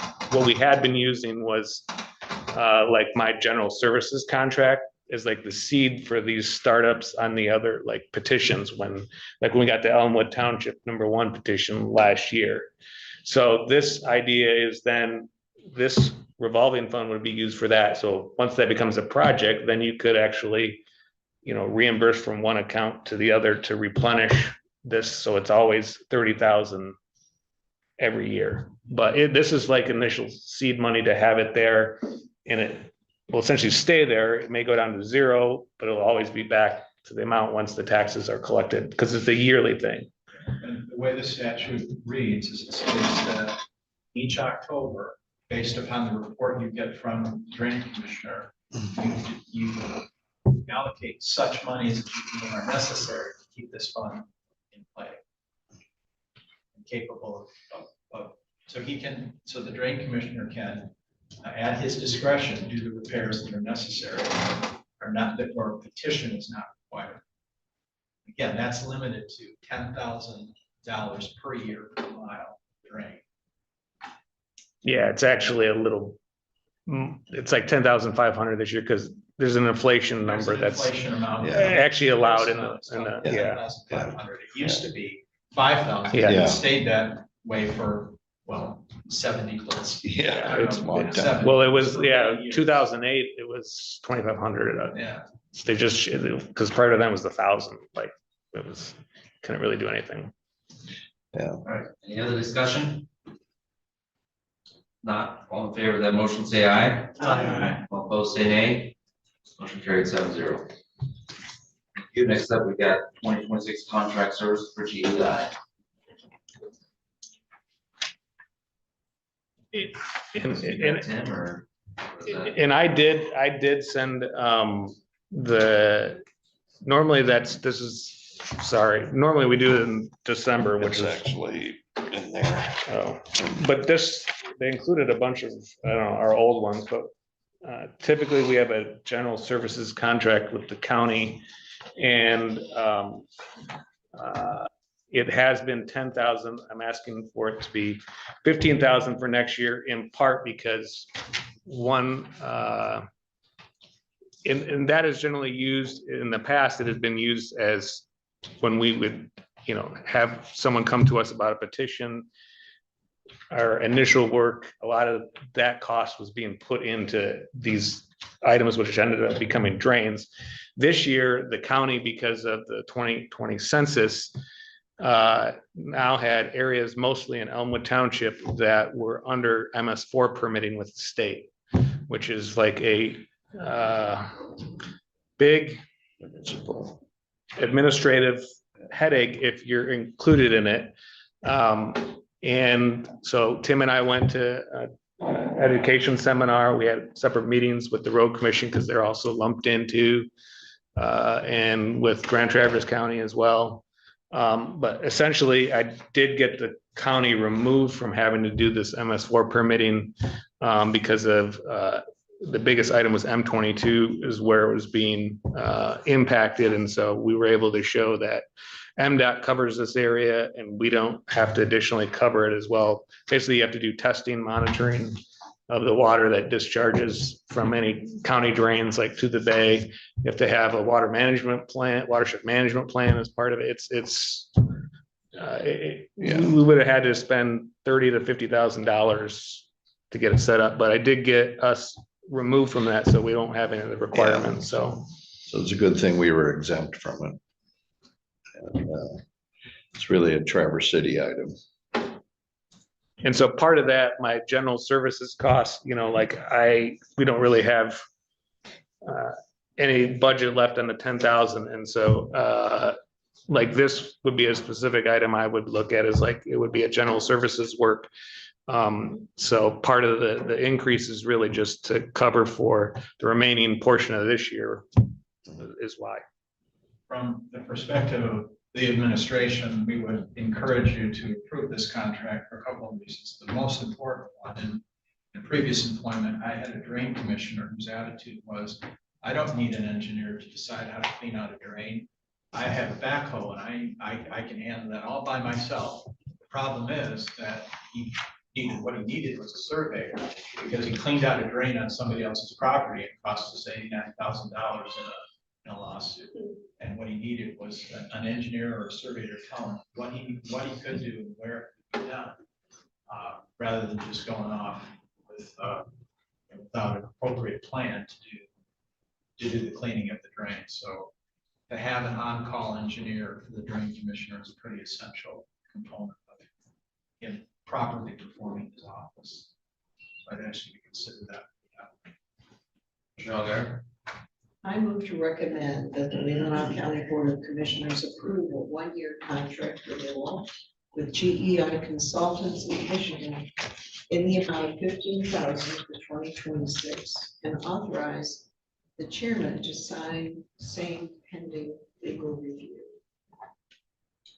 Support. Support. Support by Commissioner Wassel. Discussion? Commissioner Money? Yeah, I would think that we would have to add, you know, to waive our bid policy. I believe we shouldn't do that because we could, or is this just extending a contract so we don't Extending an need to? existing contract, we would not normally put it out for bid. And this is rather gray area as to whether or not the board has the right to dictate which engineer the drain commissioner uses. I believe he has the right under the statute to select the engineer of his choice. Got a lot of power. Well, it actually is. When I was in junior high school, when we had a mock county, I wanted to be the drain commissioner for that very reason. Any other discussion? Just to further on that, so we have a policy that we are supposed to take bids. And, you know, I don't see this as an extension of the previous policy, as in there's new rates. The other policy had an ending date. Again, that's going to come and go. So I don't see this as an extension of the old one. Does the drain commissioner have to follow our contractual policies? Because we're the ones who. No. But we're the ones who have to authorize, we're gonna pay them, right? Comes out of our funding. So this is the push and pull of the differences between the two offices. That's correct. And the authority of an elected official to do basically his job. All right, Commissioner Money? Well, I was just wondering if we could use a technician, one or two, on this instead of, you know.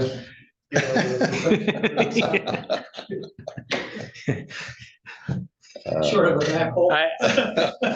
I would say I'm very good about use of time and not, actually, my time is not always the most on there, so I'm expensive, so. Yeah. I noticed that. No, there's a lot of time that's not logged. Yeah. Yeah. Thank you for that. Yeah. Including this time. All right, any other discussion? If not, all in favor of the motion, say aye. Aye. All opposed, say nay. Carried 7-0. Thank you, guys. Thank you. And then did all of you get this, the drain project updates that? Yes, I believe. Okay. Yeah. Okay. Thank you for doing that stuff. You're welcome. So the rest of us don't. That's what I do. Well, we do, there are likely for sure 2 drains being built next year, probably a third of the 4 remaining that we have. So Little Glen Lake will go for sure next year, and Elmwood Township #1 for sure. Those will be for sure construct probably in the spring, we'll bid them this winter. And then hopefully Schaumburg and Timberley too, but those have easements taken out. Comment real quick, on that Little Glen Lake, I've gotten a lot of complaints. There was lack of communication, so I don't know who's dropping the ball, and there's two sides of the story, but, I'm hearing that, they call, there's no phone calls, they can only respond by email. I get a little frustrated, so. Huh, just- I haven't I been- don't know, that's news to me, just if you get a call, just, Yeah. let me Well, know. I have turned it over to you, because you know who the person is. Rhonda? You talking about Rhonda? Yeah. Oh, yeah, well, we have communicated with her. We have, I just got a bunch of texts last night. no, that's, I have a whole bunch of questions she's, for you, but I will she's ask wrong, you. she's wrong there. Yeah, Yeah, we've no, we've communicated with her. sent two Yeah. like lengthy responses in the last week to her. Yeah, so I'm not sure what that's about. Okay. Yeah, because there is a group of people there that we regularly communicate with, like on the Yeah. street. We've got, so I'm surprised to hear that. But yeah, we've responded twice in the last. Yeah, we were just talking about her this morning too, about just some other I'm stuff. just passing it on. Yeah, okay. Thank you. Next up, we have number 6A, acknowledge approval of part-time IT technician. We got Deanna here.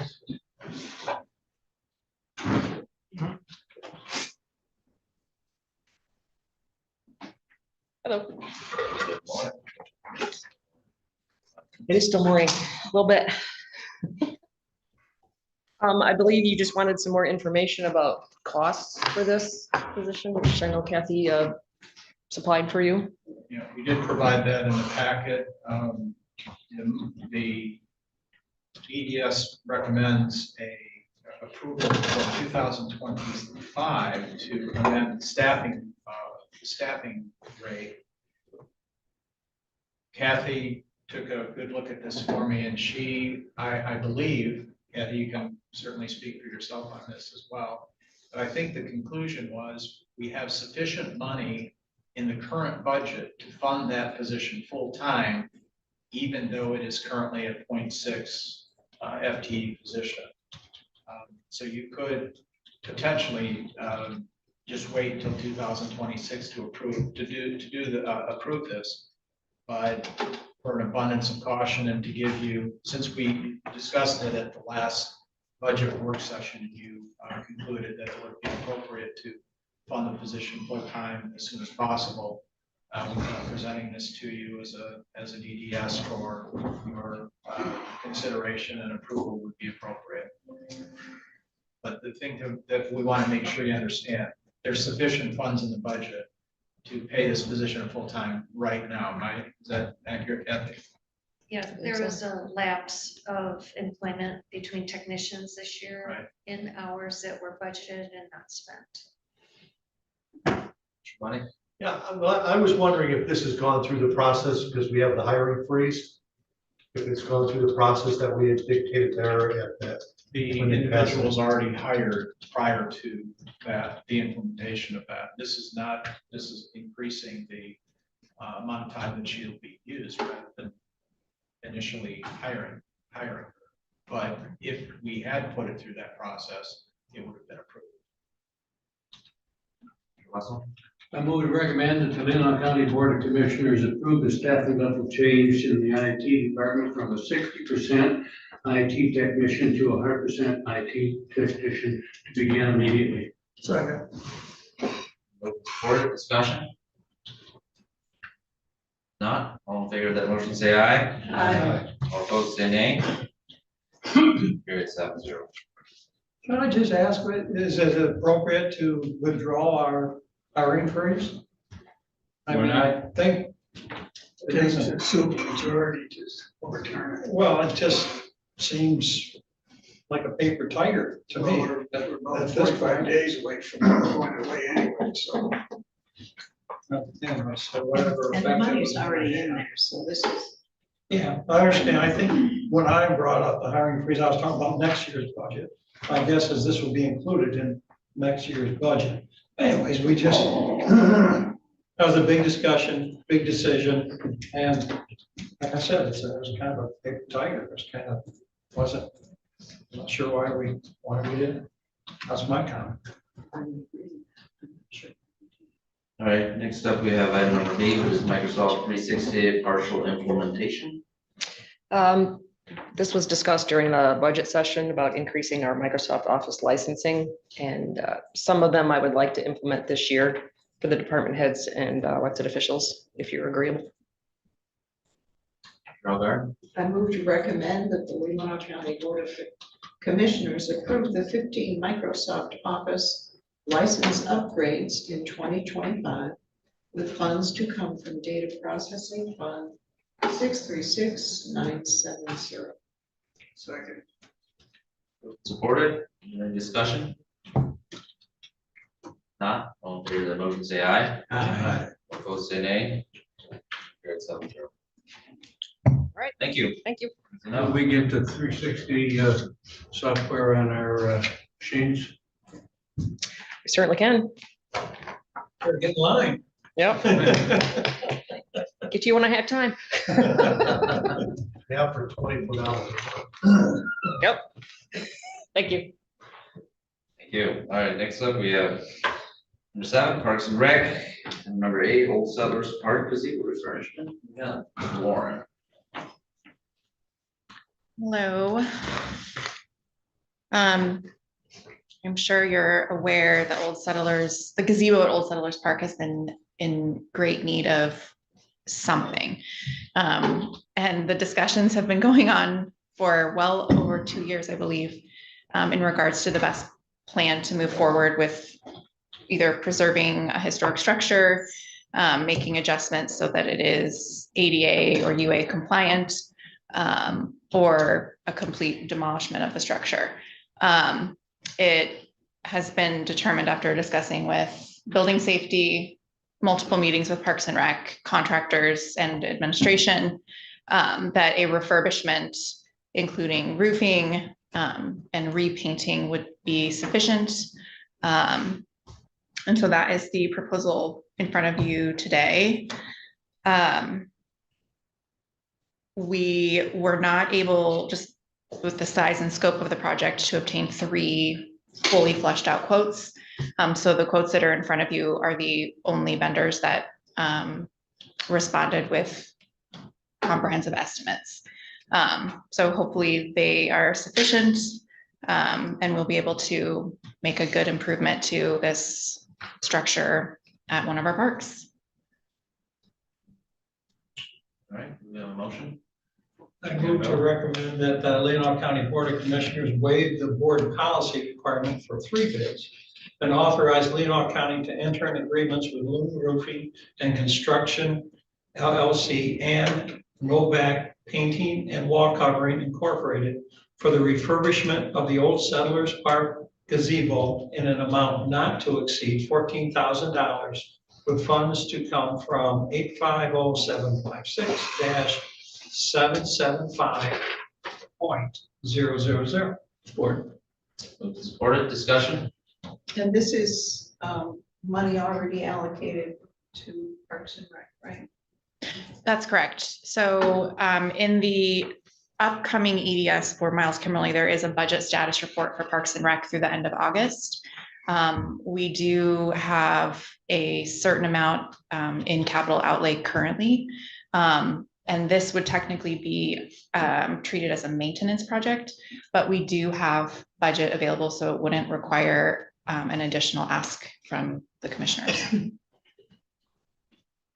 Any other discussion? I might just say from Parks, we've talked this thing to death and yet it still has a life. And we've considered several different possibilities, trying to work through ADA and things like this. And I think on behalf of other park members, we're very grateful that some attention is being paid to some of our assets to more assets within our park system. So.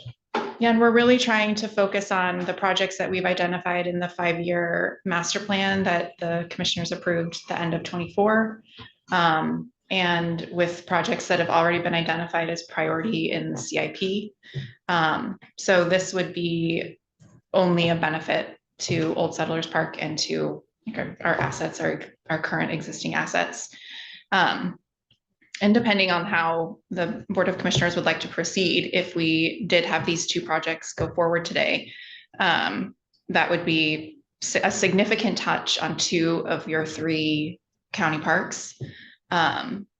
Which is, I would feel really proud if we could close out 2025 with Parks and Rec having allocated some attention to 2 of 3 parks, anticipating that Veronica Valley will have a significant project in 2026, pending the results of a grant application that we should be hearing about anytime.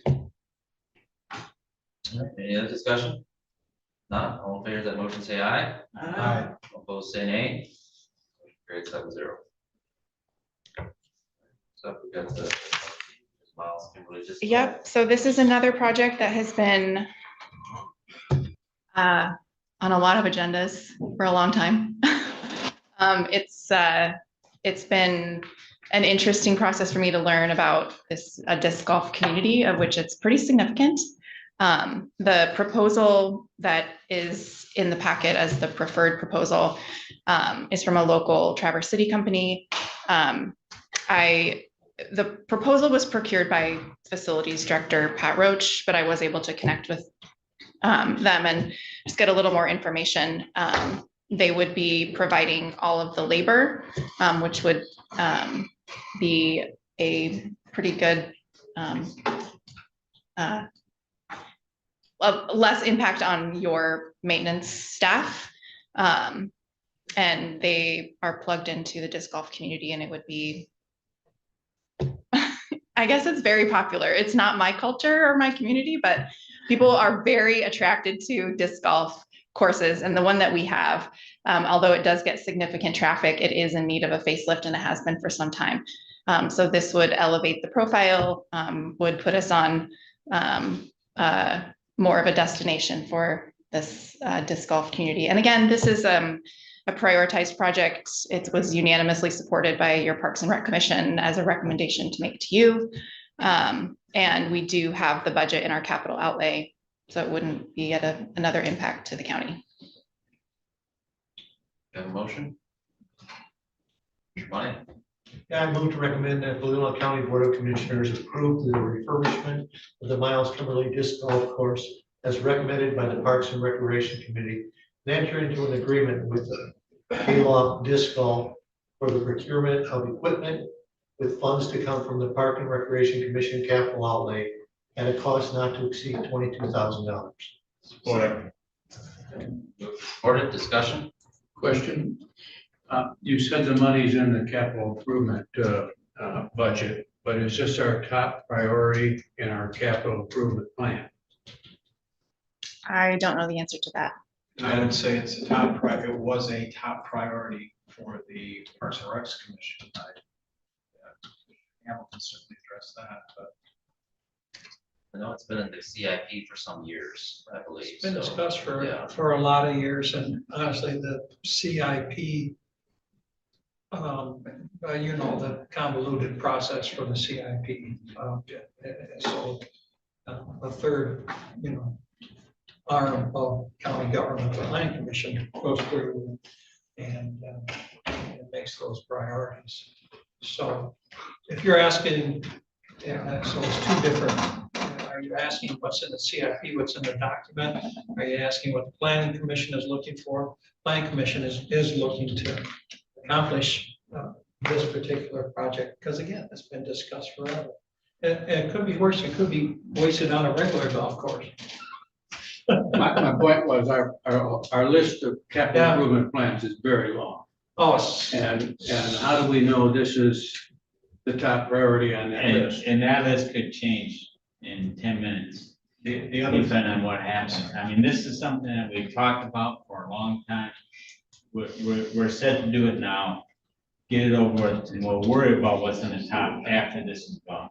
I disagree with if the commissioner has questions. I'm not legitimate questions. I'm not saying it's not a question. I'm just saying that. So my we know we question- have a long list. Is this the top? I don't know. That's something I think that's the question personal. we ask whenever we have a capital improvement request. If this board decides this is our top capital improvement request, then I support it. But we have heat pumps, we have all sorts of things that we need to do. Well, I think you were talking about parks priorities, and Mark is a member of the Park Commission, so I do think that he brings. This was part of the Parks and Recs budget. It is. for the year. That I think is the important distinction. This will come from the Parks and Recs capital of over $5,000.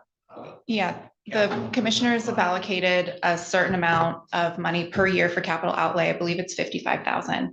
And historically, a majority of that budget has gone unspent. There's not a ton that can be done to accomplish everything on a master plan within the budget that we're given. So I think your Parks and Rec Commission has been really thoughtful with identifying projects that are part of the 5-year master plan and also in line with CIP. And this is one that we can accomplish and we can check off the list and offer an improvement to an existing facility to our residents and guests. And I'll just say one more thing. We heard last year at this time from our insurance people that there was a safety issue at Veronica Valley. And that would have to be fixed by capital improvement plan. So I think I appreciate the additional information and I will support this, but I always think that if the commissioner has a question about priorities, they ought to have that discussion. And I remember our insurance agent telling us we got to do something at Veronica Valley. And Commissioner Russell, I can certainly look into that because I know we have a list of risk assessment. It was a risk assessment report. If this is wrapped up in the grant requests that we've submitted, it might be satisfied by that. But if it's something separate, then we can certainly make it a priority for Parks and Rec. Can we put this off until next week and have our administrator check on this liability issue? I can certainly do that. I don't know that you, again, this was a priority from the Parks and Recs Commission. Money that is in the budget that they make recommendations to you concerning. Mr. Money? Yeah, I appreciated what Lauren said about we're doing something at Miles Kimberly, something, you know, at the old settlers, and then next year we'll focus on Veronica Valley. And I think, you know, that I like the way that that's being moved forward. So I you know, I'll definitely support this. All right, all in favor of that motion, say aye. Aye. All opposed, say nay. Motion carried 7-0. All right, thank you, Lauren. Next up, item number 8A, authorization to issue RFPs for courthouse lighting system. And again, we just, we're asking, this is a project that we know we will need to obtain bids through the RFP process. We're simply asking you to allow us to issue the RFP. Do so. Mr. Walter? I move to recommend the County Board of Commissioners authorize the issue request for proposal for implement a full upgrade lighting management system. in the Leelanau County Government Center. Second. Supported, discussion? Is this on the CIP? I just continuing along that discussion. Is it, so this is the thought this calendar year for this or next year? This calendar year. Good. Yeah, discussion? Just to clarify, these don't have to be on the CIP process. All right, all in favor of the motion, say aye. Aye. Opposed, say nay. Carried 7-0.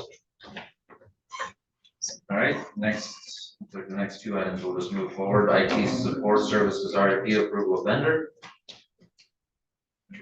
Yeah, I would ask that we move forward the IT support services RFP. Or supported, discussion? Not all in favor, say aye. Aye. Opposed, say nay. Motion carried 7-0. Next up, consideration of closed session regarding union negotiations.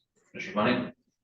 Yes, I would recommend to move the consideration of closed session regarding the union negotiations and move forward to next week. All right, so support, Or moved and supported, discussion? Not all in favor, say aye. Aye. All opposed, say nay. Carried 7-0. All right, next up, item number 9 is moved to after public comments. So with that, we're up to review of financials. Our finance director here. Any questions regarding any specific invoices? Any questions? Got one. Okay. Sorry.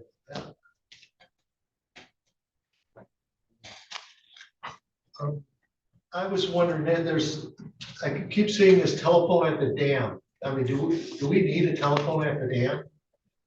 In Leland? It's for the internet service. Oh, that's for internet? Yeah. Oh. I think there may be a line there as well, a voice line, but it's the primary purpose is to serve the monitoring internet. And so we can get remote monitoring of that's pretty important. Just seemed odd that we have one there. Everybody has cell phones and all that. I was just wondering, I see a bill from Crystal Flash, and I was wondering where we have a propane.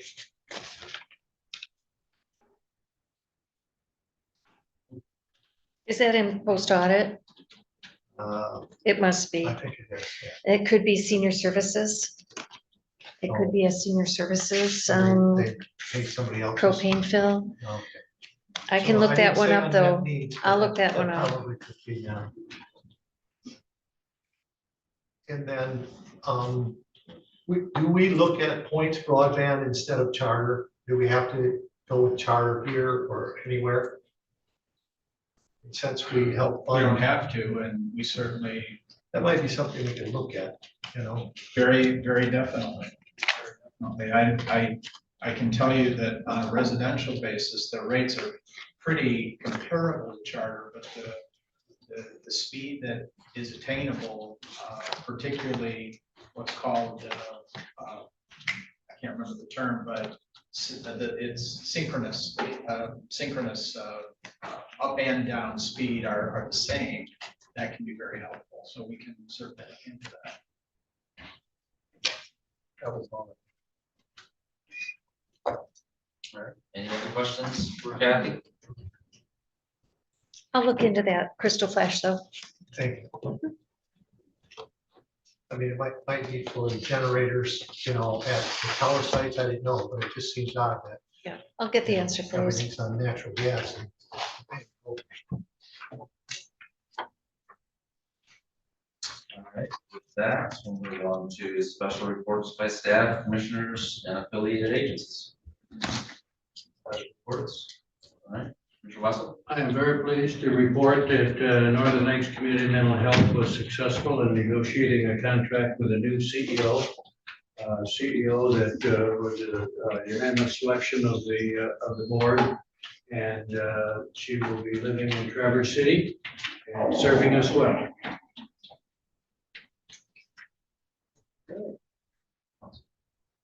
Any other special reports? Mr. Bunny?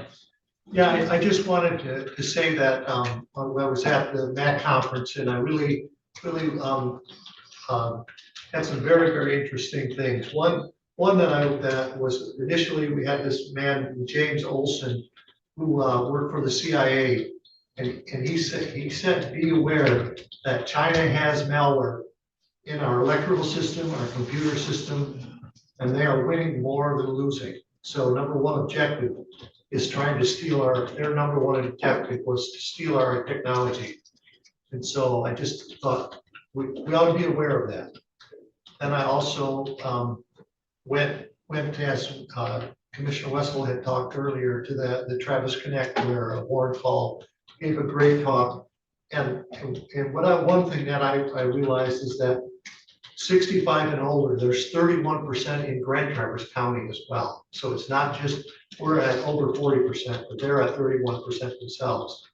So they're trying to create jobs and for families. It's called family sustaining careers, which is what that we talked about earlier. So, and then they also in zoning, they're looking at having corridors for affordable housing. Not just, so they want to go to townships and actually create a corridor that allows for affordable housing as opposed to spreading it out all over different townships. So they would like to have zoning in each township create corridors for affordable housing, which I thought was an interesting concept that they're working on. And those were some of the things that I learned there. But thank you for sending us to the NAC conference. Any other special reports? All right. Not, we are on to our last public comment. You have 5 minutes to address us on anything. Sausage?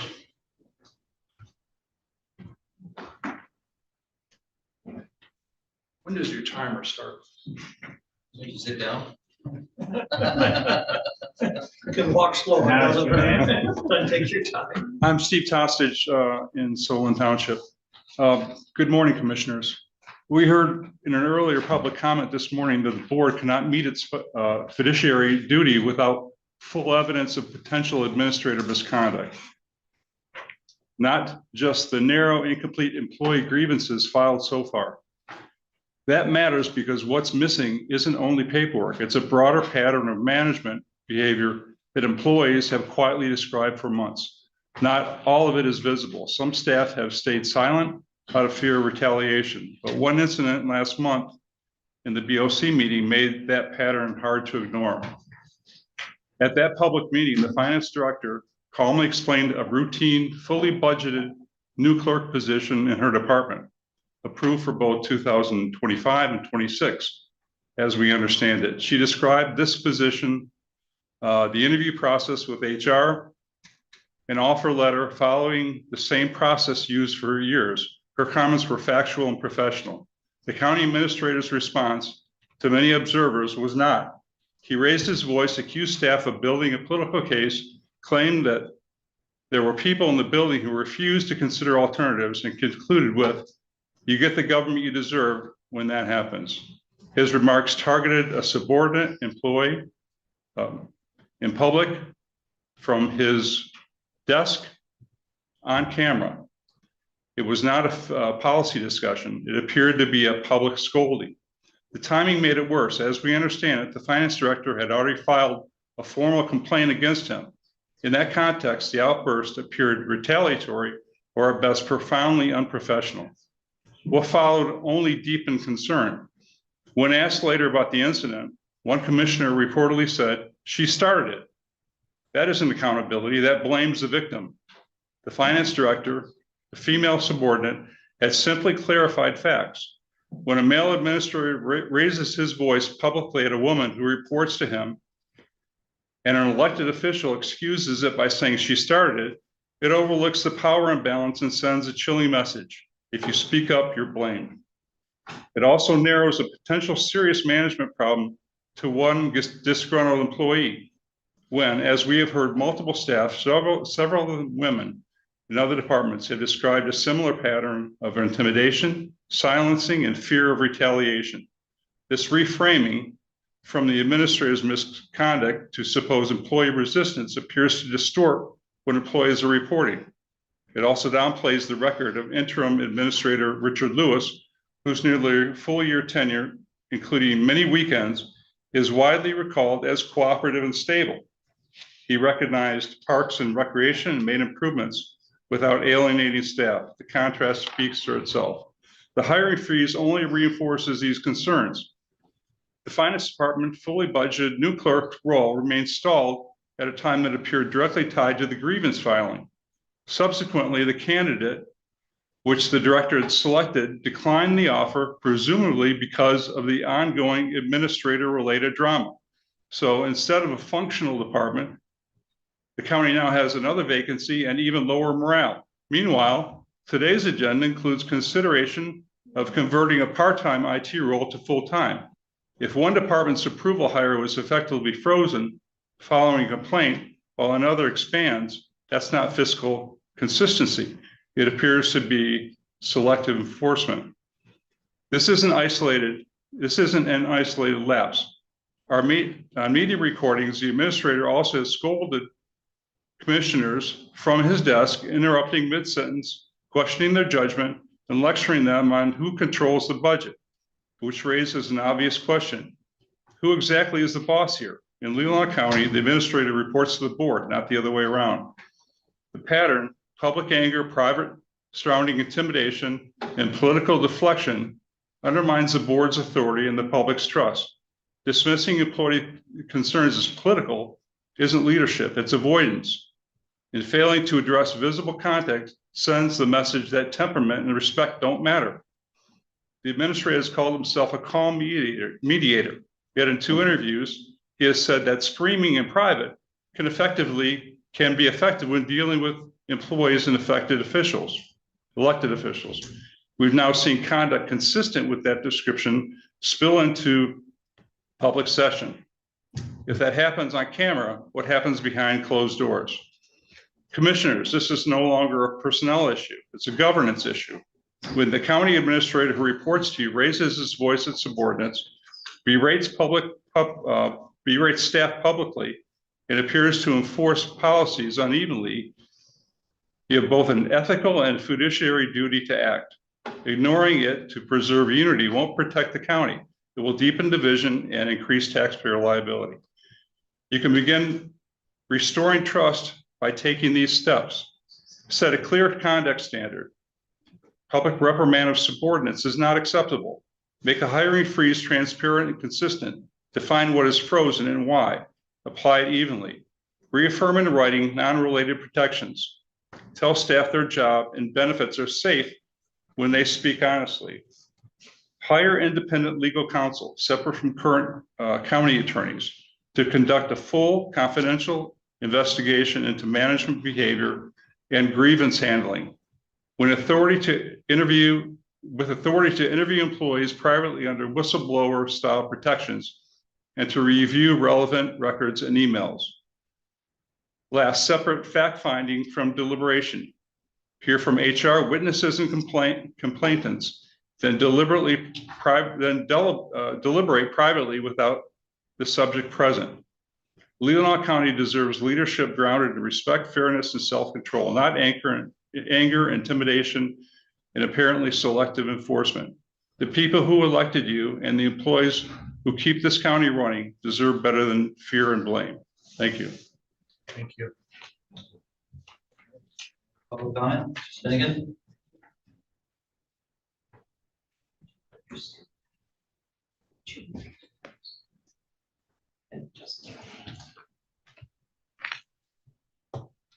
Don Spinnigan, East Leland. I was wrong. I apologize. On 9/16 last month, I spoke out of turn and I was wrong to do so. I thought I was right. I was not, and I'm sorry for doing so. I have since done some research and spoke to a trusted colleague who helped me understand the error of my way. Again, I was wrong. I'm sorry. I apologize. Let us go forward, respecting each other.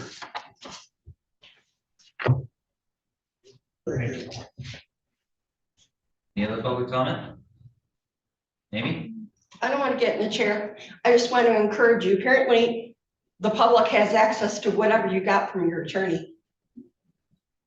Based on public comment today, I think I should be able to get my hands on whatever he is referring to. That's it. All right. Any other public comment? Yes, Josh? Josh Barman, Elmwood Township. I just wanted to say thanks for the allocations to disc golf.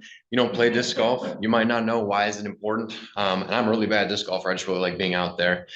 There are, for young people especially, since we're getting squeezed from all sides by bills, things that make it complicated, this county's very expensive. There's a very huge lack of free opportunity to go recreate. Disc golf is a free thing to do. You can go get your bag, drive over there, bike over there, and get to spend some time in our lovely community, enjoying it. Areas of our lakeshore that are protected offer similar opportunities, but yeah, so thanks for funding that. I think having it be a priority is really important, just because a lot of people will be able to use it for free. So thanks for prioritizing that. Second thing, and I don't mean for this to sound whiny or scoldy, because I don't know how to do it better, but you had talked about in the past having these meetings be more accessible. Some of that seems to be timing. This is a long time for the public to sit here and meet. I don't know how to fix that problem. One thing I might suggest is if there's fact finding that can be done prior to the meeting between commissioners and whoever we're meeting with, perhaps do that and then explain to the public, hey, I had these 3 questions, here are the answers I received. Because then we can go pretty quickly instead of having a lot of back and forth. I don't know if that's the solution. I don't even know if that's the way it's supposed to work, because we do learn a lot. Like when you guys ask questions, I myself learn a lot about things I don't understand at all. So there's got to be a balance, but anyway, just a thought. Thank you. Thank you. Josh. Any other public comment? All right. Not, we will move on to item number 9A, which is consideration of closed session. Motion.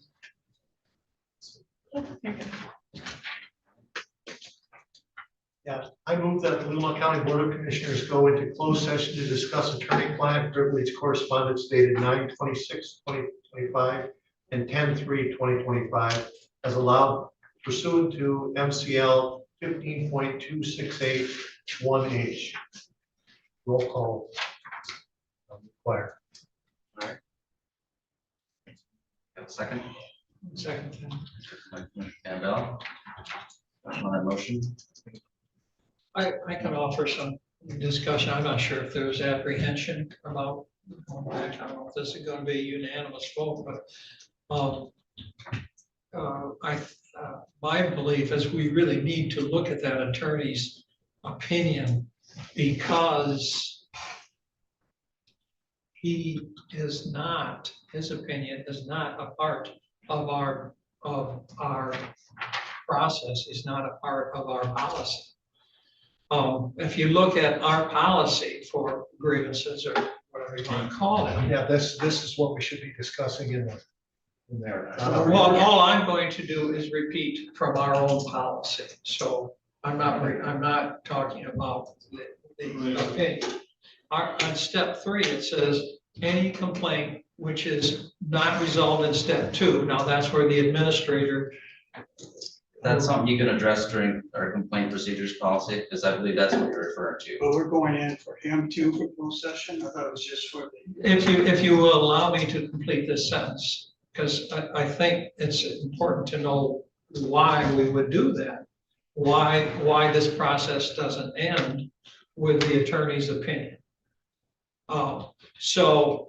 Which calls on the county, that would have the county administrator investigate and respond in writing. So if it's not resolved, it may be submitted to the county board of commissioners within 2 working days. Of course, all the working days within this policy kind of blown up. After receipt of the disposition in step 2, the board of commissioners shall investigate the complaint and make recommendations to resolve the complaint. The board's decision on such matters will be final and binding on all parties. That's why I think it's important that we, as a board, take up this issue. All right, any other discussion on that? Not we'll go to the roll call. Commissioner Bunick, Yes. Commissioner Campbell, Yeah. Commissioner Robbins, Yes. Commissioner Walter, Yes. Commissioner Wessel, Yes. Chairman Yoder, Yes. Commissioner Elguyer. Yes. 7-0. The motion did not say who was going to be in that session. I would like to make sure the administrator is there. I would say if you're going to do that, you better invite both parties. Well, that's the And I motion. would Yeah. say you don't want either. Now, if you want to invite them in after a while, but I don't think that's fair. I don't wanna go into closed session and talk about our administrator without benefit of his input and his hearing. I think they both should be there. Well, I think the motion's already made and passed, so. Unless, My opinion is neither of them should be there But the because motion's it supposed is, to specify who goes in, and it does, and it didn't. It didn't. it's the board, that's it. All right. I would like to move and need a majority vote, but a super majority, but I'd like to make a motion that we do not go into closed session without the administrator. So we're already in closed session, so. did we just vote to go to closed session? So you'd have to come out of closed session to make another motion. They're stating that it did pass 7-0, but then they want to make a motion after we pass 7-0 to invite the administrator. And the administrator is stating that we're not in closed session. I think we are, I believe we are. So I'm going This board, say he's not. Well, that's not- Session.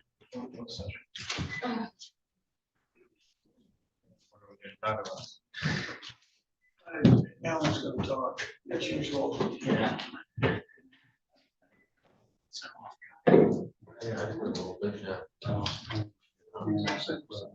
Justice.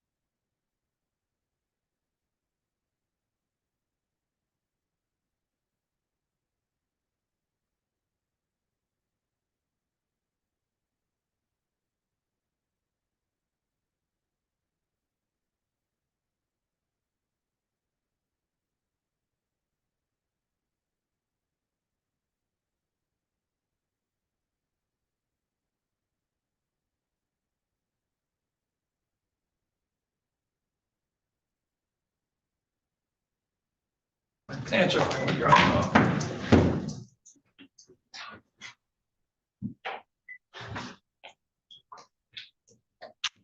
Jen, Yep, we're ready. take a motion. Move we go back in open session.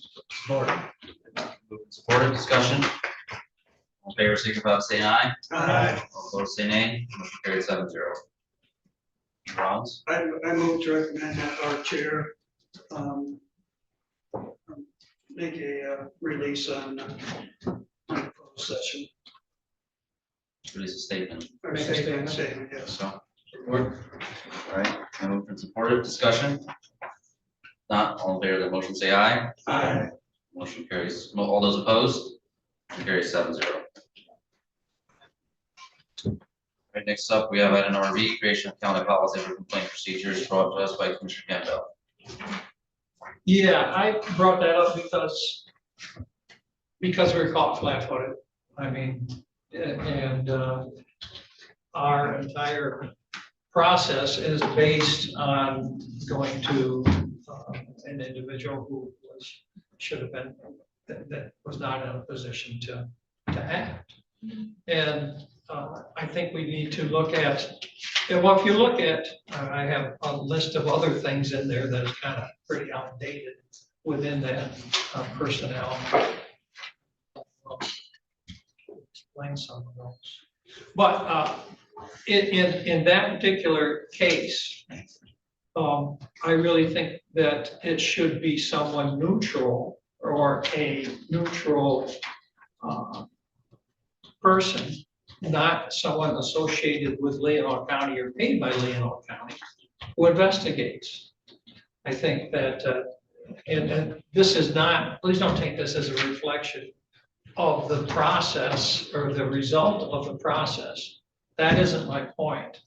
I have no complaints against the process and how it ended up. But I would like to see it I'd like to see it handled by someone who is independent of Leelanau County government, rather than someone who is, with times, is our defense attorney, to be honest. That's his job, to defend us. If such a complaint ever ends up going and ends up before a court of law, I think we put ourselves in a poor position, because the same individual, our attorney, would be the one to represent us, or the same firm. So I just think it makes sense to find, and I'm not certain who that might be. I know there are arbitrators out there that are in that kind of business. And I don't, first off, I don't ever anticipate having to go through this again.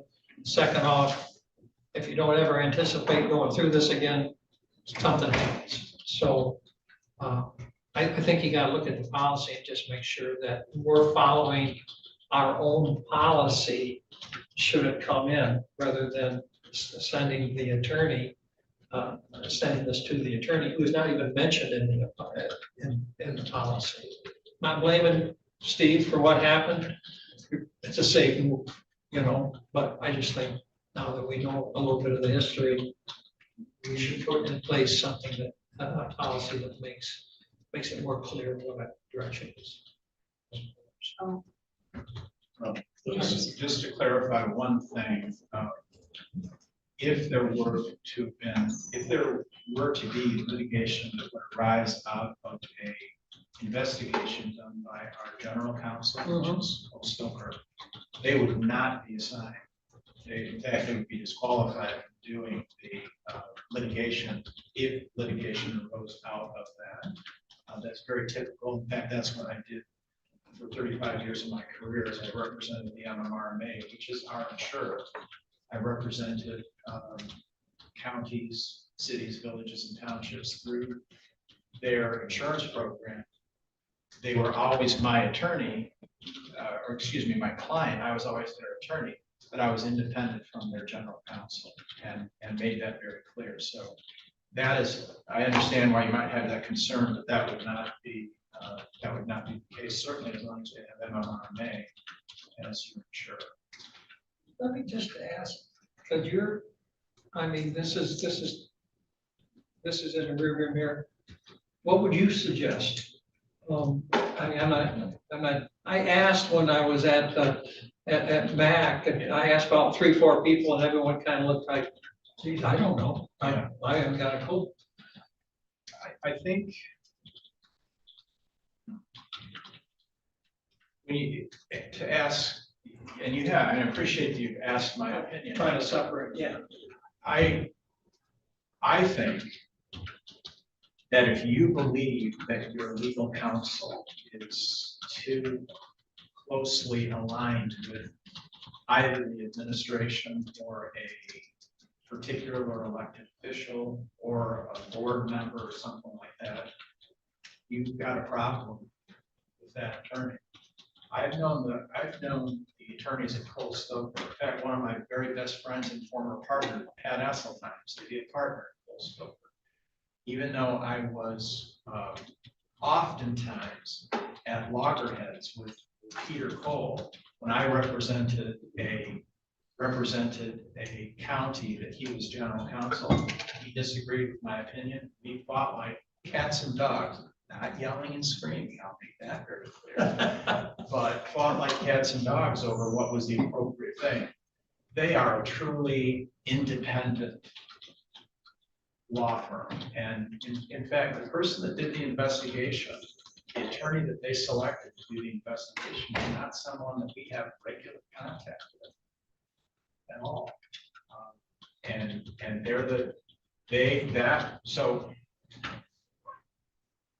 I would have had no problem as administrator if the complaint was against me or against an elected official or anyone, to refer it to them and see that they are actually independent of Leelanau County government. I would have absolutely no problem with that. But again, I want to be clear, I wasn't because I thought of a close association with anyone. That wasn't right where I was going. I get that, but I would say, it's gonna sound silly, but when you practice law for as long as I have, and as long as those guys have, and as long as any competent lawyer that I know of that would do this kind of investigation,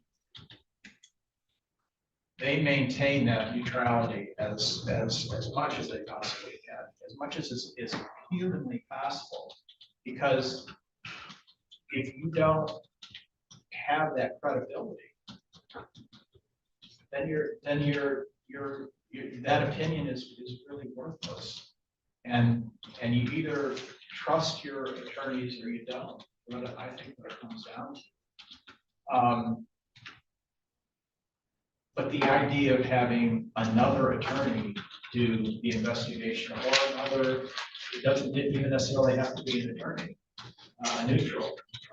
That was more my thought than having an attorney. But I guess what I'm trying to say is the attorneys that we hire, attorneys that currently represent us, have that capability and in spades. They are beyond good in terms of how they do that, how they approach the work, what product you end up getting, and how the investigation goes about it. No qualms of them being involved. But if you're looking for something, outside, then I would say have your attorney select that party. I've done that on a couple of occasions when the legal firm has come to me and said, look, Jim, I got a problem because if I do this investigation, I have this relationship with a potential witness, I probably shouldn't be involved. My constant request then would always be, then recommend to me someone that should or can do it. And I would always follow their recommendation. If you are concerned that they're too close to the administration or whatever your concern might be, get a recommendation from your legal counsel to do that.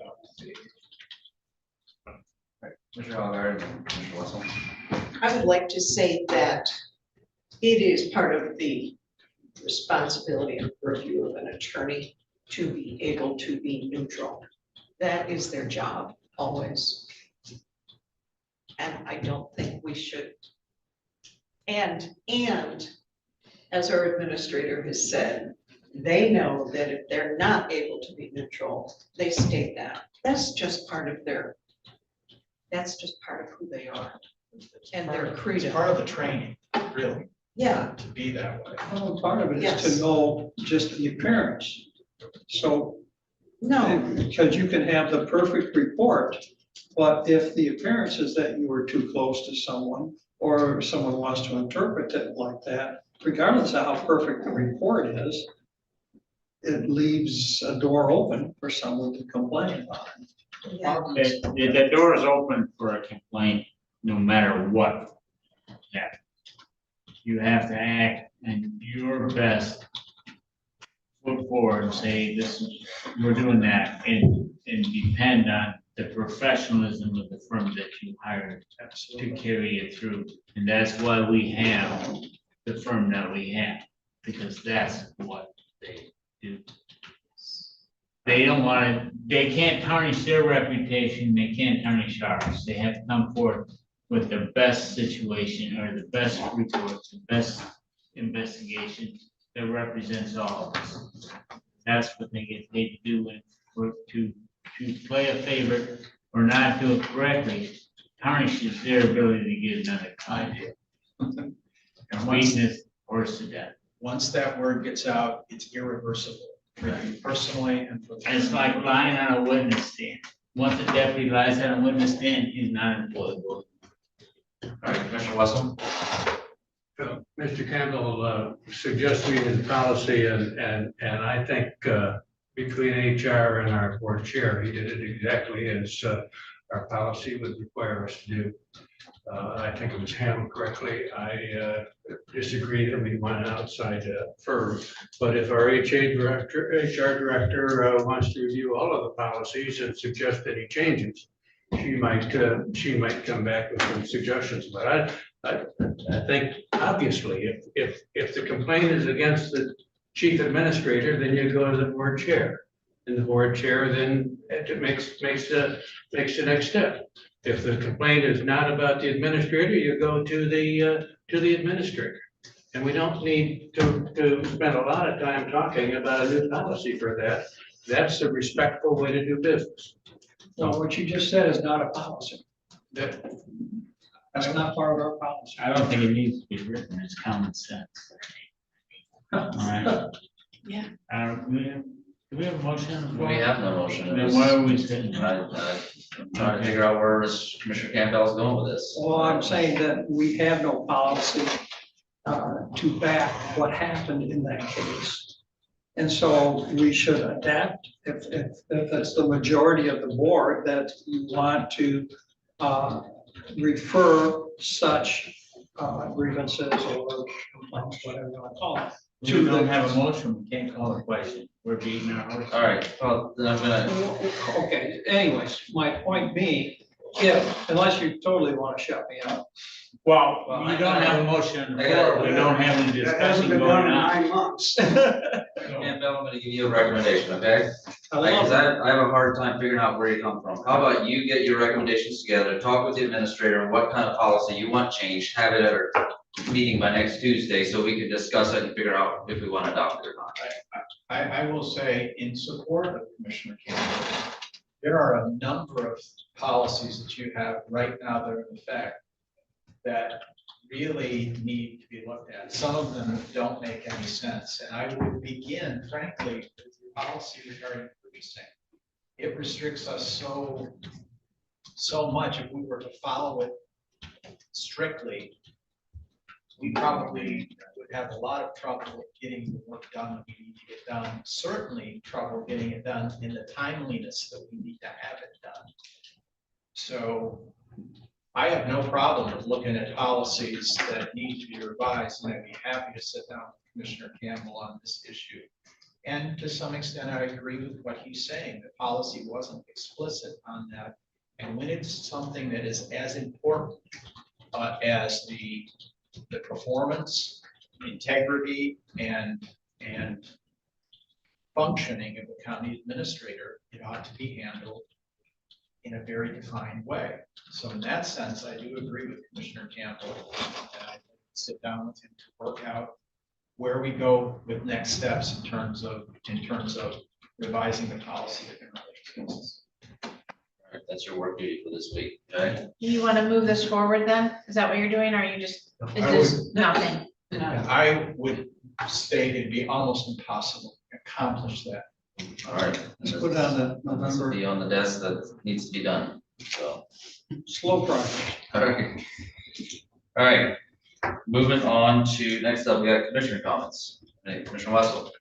As one commissioner, Mr. Dyer, I apologize for the misinformed public that has attacked you repeatedly, disrespectfully.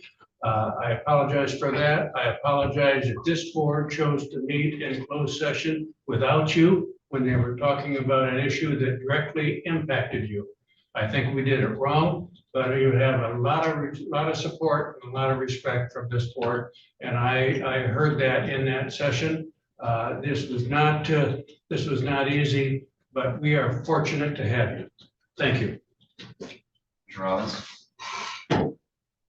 I'm back, Mr. Dyer. I did a little research. I went back to December 13th, 2024. That was the day that they voted on you to be our administrator. And there was like 4 of us in here that we weren't elected, well, we were elected, but we hadn't taken office yet. We gave our opinions, and I read that this morning, and my opinion back then was it didn't matter who we picked as administrators. We didn't let them do their job. If we didn't stay in our lane, it wasn't going to go anywhere. And I still stand on that. I apologize for, I think you're one hell of an administrator. You're doing a great job.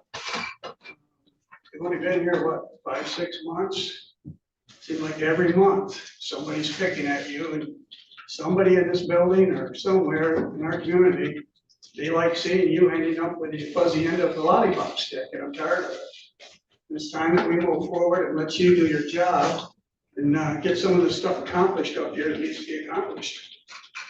Keep up the good work.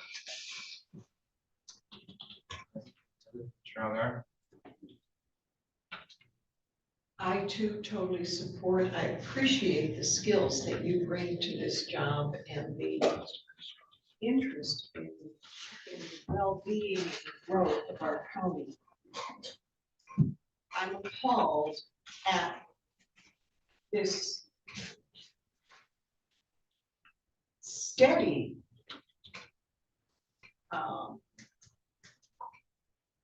persistence of attack from a particular group of people, and I don't understand what's feeding that. It is not helping our county. You know, for 4 or 5 years, there's just been this undercurrent in our county that undercuts everything. And somehow now, I know some of this is coming from within the county as well. It is not helpful.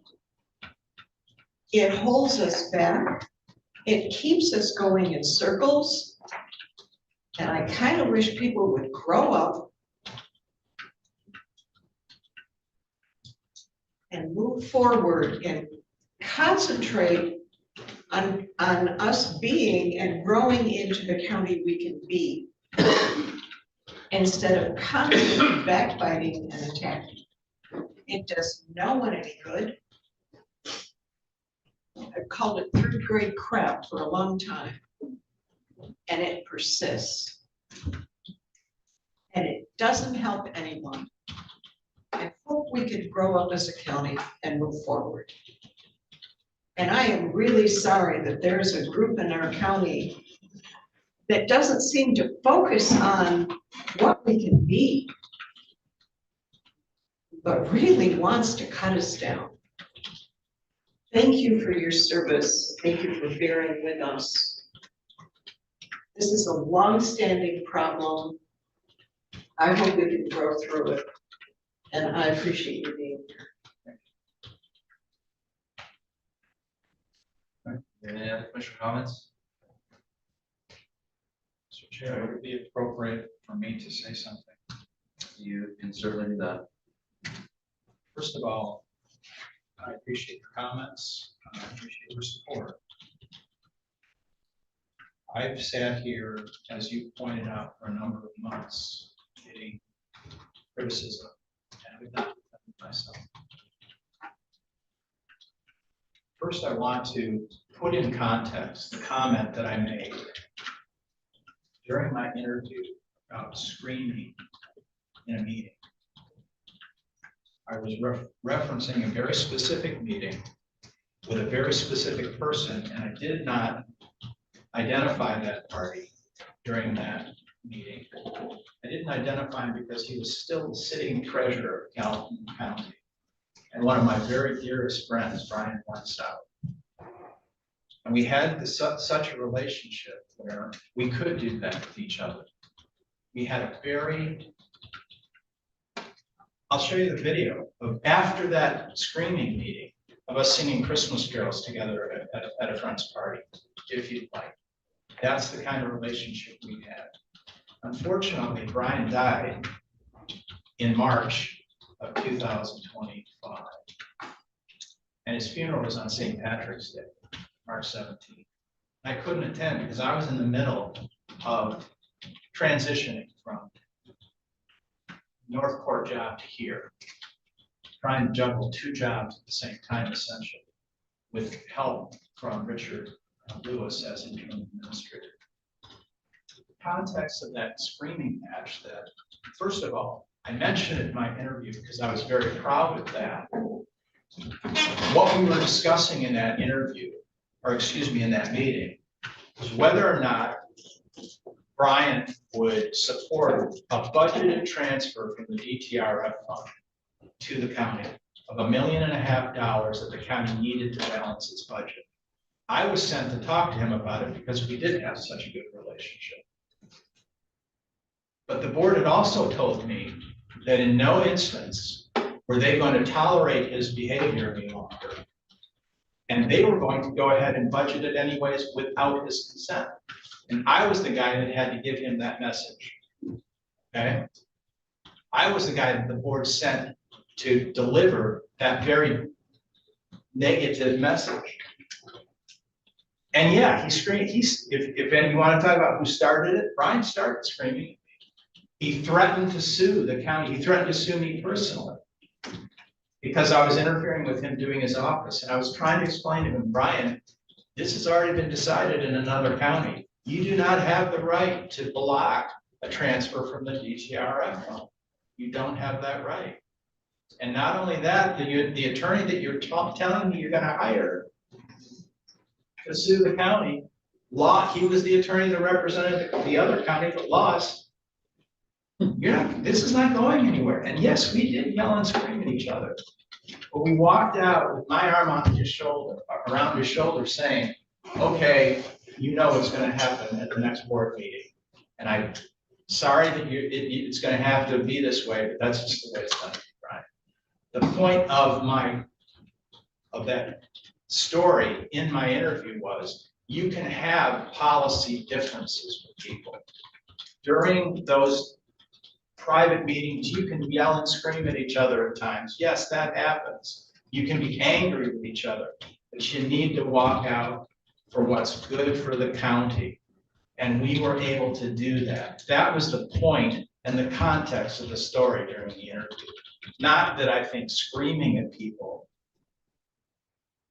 is the right way to get your way. That was not the point of that story. And I thought those that voted for me as administrator understood that context.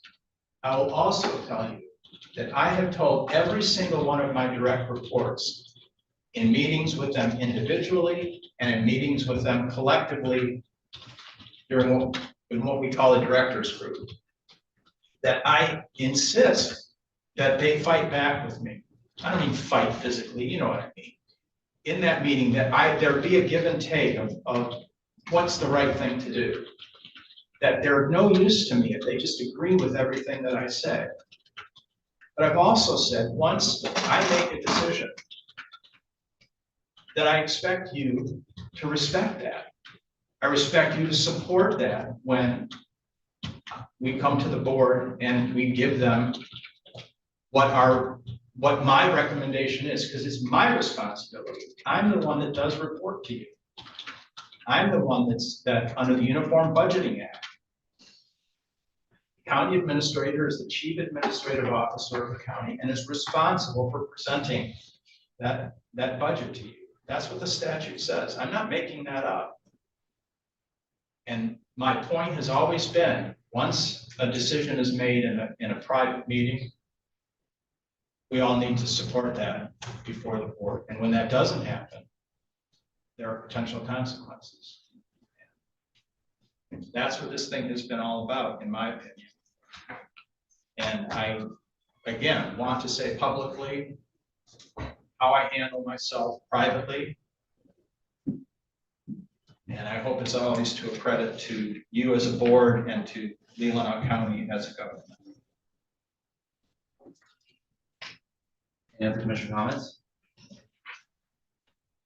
All right, if not, I'll make, I just want to say a few things. I know I usually don't like addressing public comment and what was said, because they have a right to public comment, but I feel just with everything that's going on, I want to. And that's in reference to you, Mr. Administrator, for the work that you've done. I tip my hat to you. And I don't want what the public's saying to be a distraction for the good work that you're doing. I think we owe it to you as a board to support you, and you have that out of me. And I appreciate the work that you're doing. I commend you for it.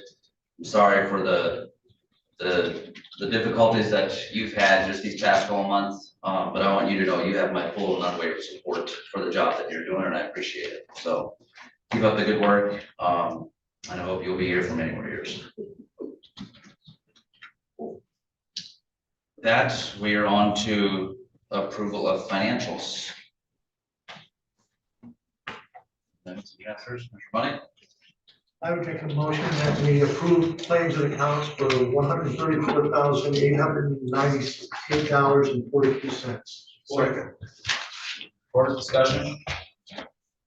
Not all in favor of that motion, say aye. Aye. Opposed, say nay. Motion carries 7-0. Okay. Yeah, I'd make a motion to approve post audit $6,819,808.34. Second. All right, moved and supported, discussion? Not all in favor of that motion, say aye. Aye. Opposed, say nay. Motion carries 7-0. All right, so that, we're adjourned. Give everybody to know about, huh? When will you reconvene? 2 o'clock. Okay. 2 o'clock.